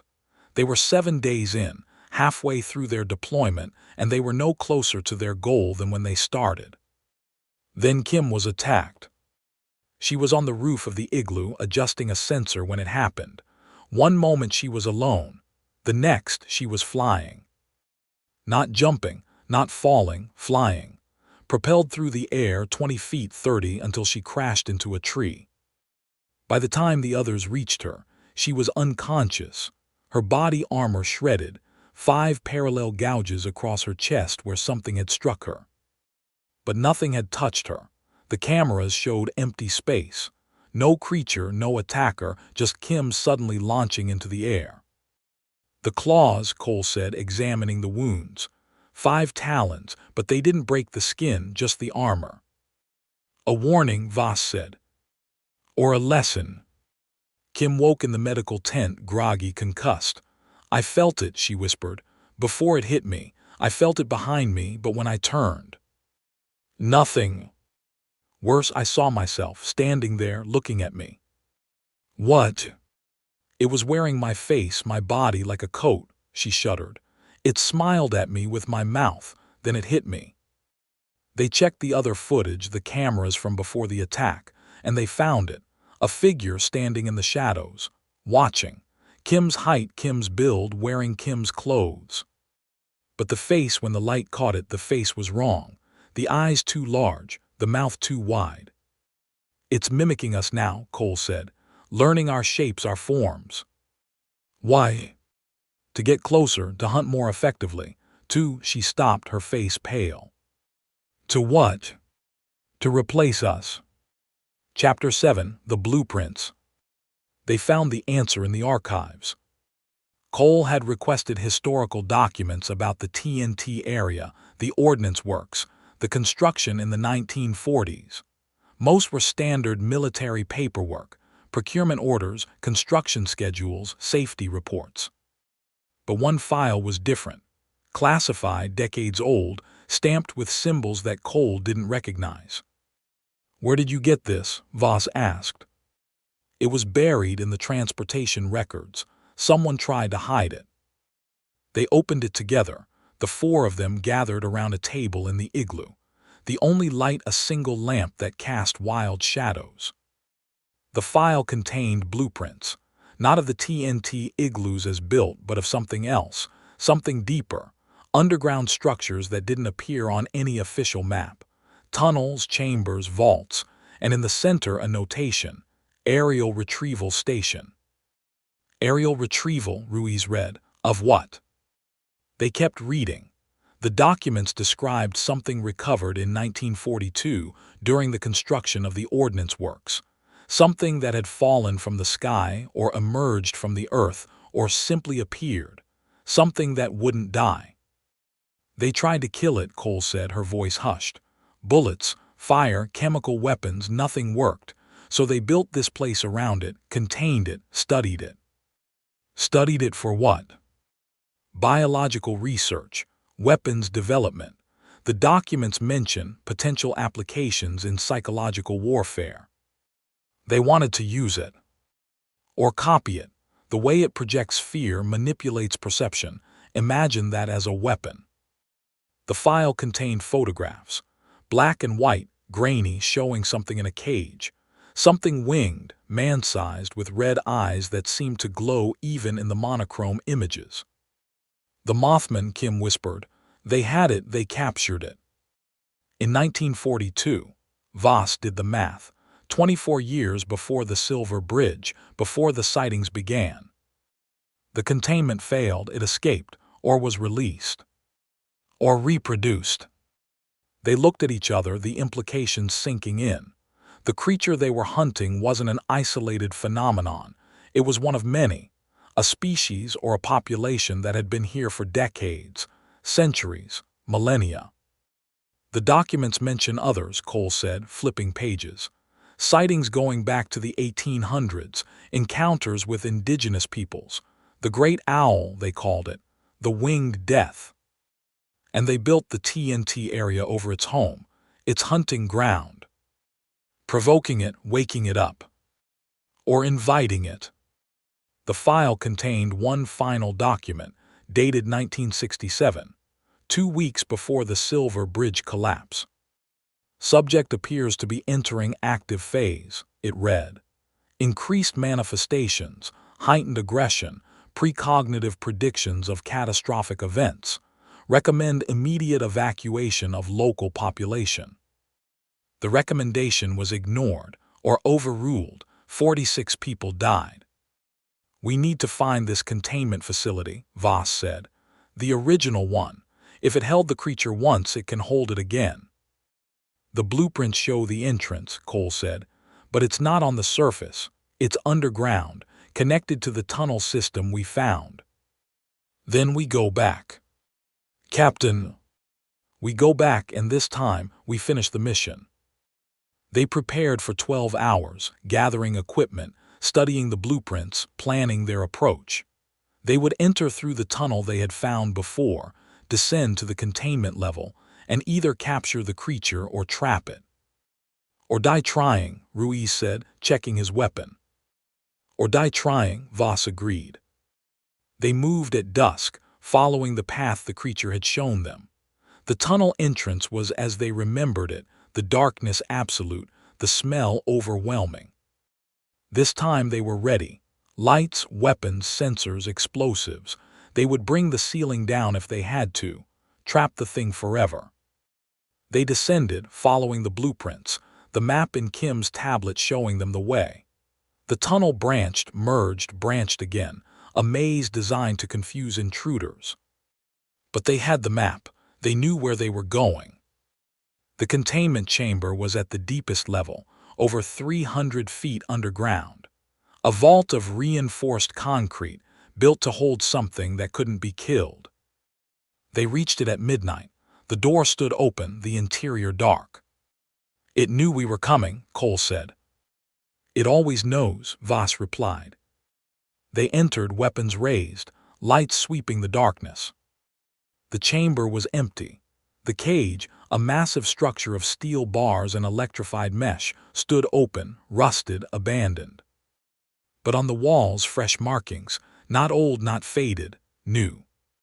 5 parallel gouges, burned into the concrete. It's still here, Ruiz whispered. It never left. Then where is it? Voss demanded. A sound answered, not from the chamber but from above. from the tunnels they had just descended, the sound of wings, massive, impossible, filling the space. And a voice, not one voice but many, echoing, overlapping, speaking words that didn't exist in any language but were somehow understood. Welcome home. Chapter 8: The Trap. The chamber filled with light. Not the white light of their tactical torches. Red light, pulsing, rhythmic, emanating from everywhere and nowhere at once. The walls seemed to recede, the ceiling to rise, the space expanding in directions that didn't exist. Formation, Voss shouted, but his voice was lost in the sound of wings. They were surrounded. Dozens of shapes, shadows, figures standing in the darkness. Winged, tall, their eyes glowing like coals. They didn't attack, they just watched. How many? Ruiz yelled. Too many, Cole answered. Not dozens, Kim said, her voice shaking. Hundreds. Look at the walls. The walls weren't solid anymore. They were translucent, and through them more creatures, an army of them, a civilization. This isn't a containment chamber, Cole realized. It's a nursery, a breeding ground. They've been here all along, breeding, growing, waiting. Waiting for what? Voss demanded. For us, for enough of us, for the right conditions. The creatures moved, not attacking but herding. They formed a corridor, a path leading deeper into the chamber, towards something that pulsed with red light. It's showing us something, Cole said, something important. Or it's luring us to slaughter. Either way, we don't have a choice. She was right. The creatures blocked every exit, every passage. The only way was forward. They moved as a unit, back to back, weapons ready. The corridor of creatures parted for them, closing behind, cutting off retreat. At the end of the corridor, a platform, raised, circular, surrounded by symbols that glowed with their own light. And on the platform, a body. Human, male, wearing Air Force uniform. The name tag read MORRSON. But it wasn't the body they had found before. That body had been dead. This one was alive. Morrison sat up, his eyes opening. They were white, cataracted, the same as before, but he was breathing, moving, living. Help me, he said, his voice a rasp. Please, it's been so long. Morrison, Voss kept his weapon trained on the body. Is that you? It was, once. Now I'm something else, something more. He stood, moved toward them, and the creatures parted to let him pass. Don't be afraid, they don't want to hurt you, they want to save you. Save us from what? From yourselves, from your limited perceptions, your limited existence. He smiled, and his mouth was wrong, too wide with too many teeth. I can see now, see everything. Past, present, future, all at once. It's beautiful. You've been possessed. I've been evolved. Morrison spread his arms, and wings unfurled from his back, not the wings of the creatures, but wings nonetheless. Human bones reshaped, skin transformed. Join us, all of you, become what you were meant to be. Shoot him, Ruiz said. I can't, Voss admitted. He's still human, still one of ours. Is he? Cole asked. They had seconds to decide. The creatures pressed closer. The red light intensified, and Morrison, or whatever wore Morrison's face, reached toward them with hands that had too many fingers. Last transmission, Voss said, activating his radio. Command, this is Havoc 6. We were wrong, it's not a specimen, it's not an animal. He looked at the creatures, the hundreds of them, the civilization that had lived beneath the earth for generations, waiting. It's a scout, they're all scouts. And they're not here to observe, they're here to prepare the way. The radio crackled with static, no response, or a response they couldn't hear. Captain, Kim's voice was small, terrified. Weapons free, Voss ordered. Target Morrison. They fired. Bullets, dozens of them, tearing into Morrison's body. He didn't fall. He absorbed the bullets, the wounds closing instantly, the lead disappearing into his flesh. Physical weapons are ineffective, he said, still smiling. You can't kill what has already died. Then we bring down the ceiling, Voss shouted. "Everyone demo charges now." They planted explosives, worked feverishly, the creatures watching but not interfering. Morrison stood still, patient, as if he knew it wouldn't work. "You can't destroy us," he said. "You can only delay us, and time is on our side. We have waited centuries. We can wait centuries more." Now, Voss triggered the detonator. The explosion was deafening, the chamber shaking, dust and debris falling from above. The ceiling cracked, concrete raining down, crushing creatures blocking passages. But the platform was protected, a force field, invisible but real, keeping them safe, keeping Morrison safe. "Your weapons are primitive," he said. "Your understanding limited, but you have potential. That's why we wait, that's why we study." "Study for what?" "For the day you're ready, the day your species evolves enough to join us, to become part of the network, the hive." "Never," Voss said. "Never is a long time, Captain, and we are patient." The creatures moved, not attacking but surrounding them, the red light pulsing faster, hypnotic, overwhelming. "Sleep now," Morrison said. "Sleep and dream of what you could become." The light intensified, and Voss felt his consciousness slipping, felt his thoughts scattering, his will dissolving. He tried to fight, to resist, but the pull was too strong. He saw Cole fall, Ruiz, Kim. Saw them all collapsing, their minds being read, absorbed, catalogued. Then he saw no more. Chapter 9: The Disappearance. They came for them at dawn. Search teams sent by Webb when Havoc 6 missed their check-in. They found the igloo empty, no sign of struggle, no bodies, no blood. Just equipment, abandoned, cameras still running, sensors still recording, and Kim's tablet found on the floor looping a single phrase. "A bridge, again, bridge, again, bridge." They searched for 3 days, dredged the tunnels, sent divers into the collapsed sections, found nothing. The official report was classified. Mission failure due to hostile entity, team presumed deceased. But they weren't dead, not exactly. They were changed. Chapter 10: The Bridge. 2 weeks later, the Silver Bridge collapsed. Not the original, that was gone, lost in 1967, but the new bridge, built in 1969 to replace it. The Silver Memorial Bridge, 46 years old, carrying traffic between Point Pleasant and Gallipolis. It happened at 5:00 p.m. Rush hour. The bridge deck failed at the center, the structure buckling, cars sliding into the Ohio River. This time there were only 3 deaths, minor injuries, a disaster but not a catastrophe. But the traffic camera footage showed something else. A winged shape rising from the water, red eyes glowing, watching. Then it was gone, and the bridge was falling, and the moment was lost in chaos. But the video survived, found its way to the internet, to conspiracy sites, to people who believed. And the cycle continued. Chapter 11: The Conversion. They woke in darkness, not the darkness of the tunnels but a different darkness, a void, a space between spaces. Voss was first. He opened his eyes, or thought he did, and saw nothing, felt nothing. He was floating, suspended, without weight or sensation. "Captain." A voice, Kim's voice. "I'm here, where are you?" "I don't know, I can't see anything." Other voices now. Cole, Ruiz, all of them awake, all of them confused. "We're still in the chamber," Cole said, "but somewhere else, a different layer, the creature's space."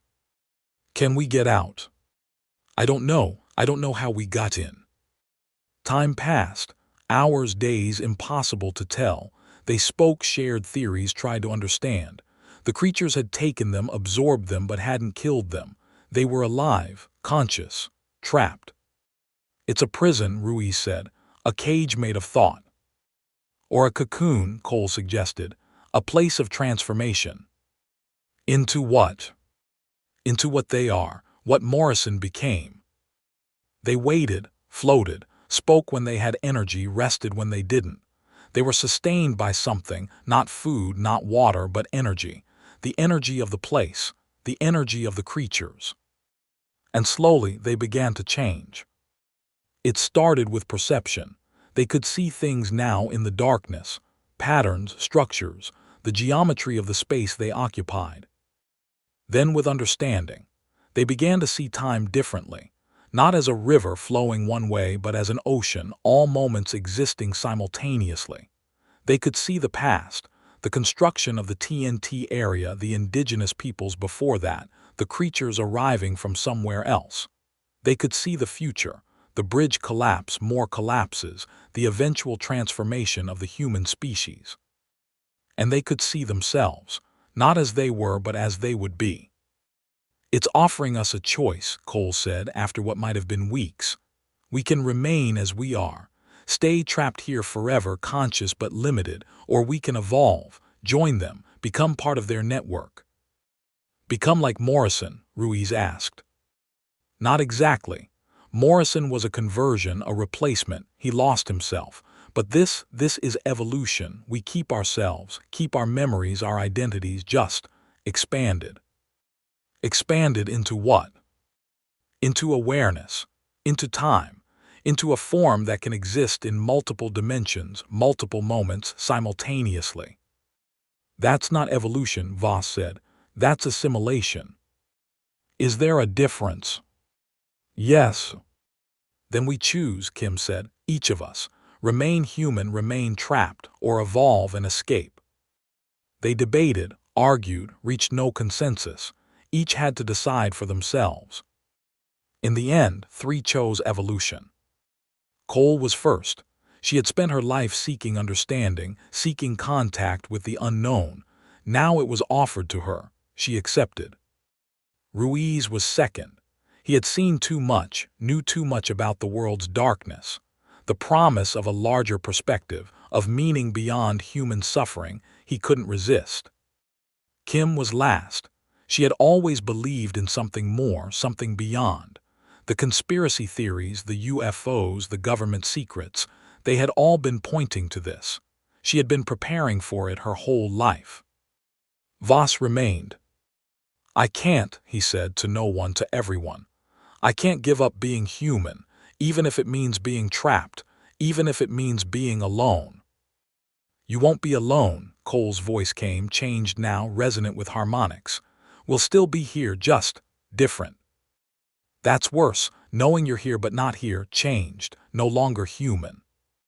We're more than human now, we're. I know what you are, and I choose to stay what I am. Silence. Then the space began to shift. The others, Cole, Ruiz, Kim, they faded, became part of the network, the hive, the collective. Voss remained, alone in the void. Chapter 12, The Escape. Time passed, how much Voss couldn't say. Years maybe, or seconds, time didn't work the same here. He held onto his humanity, his memories, his identity, refused the transformation, refused the evolution. And slowly, he began to understand. The creatures weren't malevolent, they weren't benevolent, they were simply different. A different form of consciousness, a different way of existing. They didn't understand individual identity, didn't value it. To them, joining the network was natural, desirable, the ultimate goal. But Voss was different. He valued his individuality, his separation, his humanity. And that, he realized, was what made him valuable, what made him interesting. The creatures studied him, observed him, learned from his refusal. You're unique, a voice said, not Morrison, not anyone he knew. A species that values isolation, that fears connection. We don't fear connection, we just value the individual, the self. The self is an illusion, a temporary pattern. You are part of us already, part of everything. I'm not part of you, I'm separate. You think you are, but you're wrong. The voice showed him the truth. His body was still in the chamber, still alive, still connected to the world. The others, Cole, Ruiz, Kim, their bodies were gone, transformed, replaced by something else. But his remained. We could transform you, the voice said. Make you like us, or we could release you, return you to your world. Why would you do that? Because you interest us, because your refusal teaches us something, because, the voice paused, because we are curious, and curiosity is the beginning of understanding. I want to go home. Home no longer exists for you. Time has passed. Your world has changed. How much time? For you, subjective years. For your world, 2 weeks, but those 2 weeks have been eventful. Show me. The voice showed him. Images, the search for Havoc 6, the bridge collapse, the video footage circulating online, the growing awareness, the fear, the curiosity. Your species is learning, the voice said. Slowly, reluctantly, but learning. Learning what? That they are not alone, that the universe is larger than they thought, that there are things beyond their understanding. And then comes the choice, as it came to you, evolve or remain, join or stay separate. And if we choose to remain, then we wait longer, we are patient, we have always been patient. I'll go back, Voss said. I'll tell them, warn them. They won't listen, they never do. Maybe not, but I have to try. The void began to dissolve. The darkness receded. Voss felt weight returning, sensation, the boundaries of his body. One thing more, the voice said. Your companions, the ones who evolved. What about them? They are still part of you, still connected. You will feel them sometimes, in dreams, in moments of insight. They are watching, learning, waiting for the day your species is ready.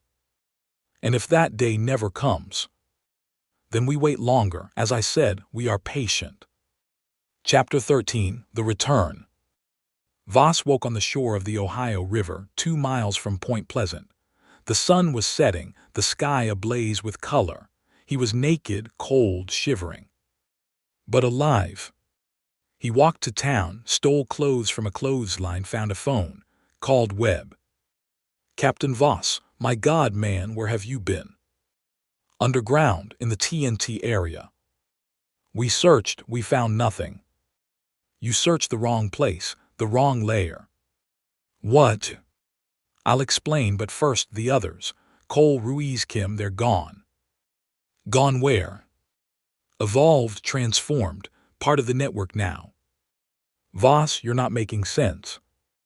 I know, but I will. Just send someone to pick me up. And Colonel. What? Don't send anyone else to the TNT area. Don't send anyone after them. It's over. What's over? The hunt, the mission, the war. We can't win. We can only coexist. Webb sent a car. Voss was taken to a hospital, examined, debriefed. He told his story. The tunnels, the chamber, the creatures, the choice. They didn't believe him. Of course they didn't. He was declared unfit for duty. Sectioned briefly for psychiatric evaluation. Released when he stopped talking about red eyes and dimensional beings. He went back to Chicago, to a civilian life. A job, an apartment, a routine. But he couldn't forget, couldn't pretend he didn't know. The dreams came every night. Cole, Ruiz, Kim, not as they had been, but as they had become. Winged, radiant, expanded. They spoke to him sometimes, showed him things. The future, the past, the infinite present. He learned to live with it. To function despite the knowledge that humanity was not alone, that something watched from the shadows, that the choice was coming for all of them. He wrote a book, self-published, dismissed, forgotten. Operation Silent Wings, the truth about the Mothman. A few people read it, a few believed, most didn't. But the story was out there, the warning was given. And somewhere in the TNT area, in the tunnels beneath the earth, something waited, patient, eternal. Watching. Always watching. Epilogue, The Witness. 5 years later. Voss sat on a bench in Point Pleasant, watching the river flow. The Mothman Festival was in full swing. Costumes, vendors, tourists seeking the thrill of the unknown. He didn't participate, he just watched. A child approached him, maybe 8 years old, dressed in a homemade Mothman costume. Red eyes made of cardboard, wings of black construction paper. "Mister," the child asked, "are you the man who wrote the book?"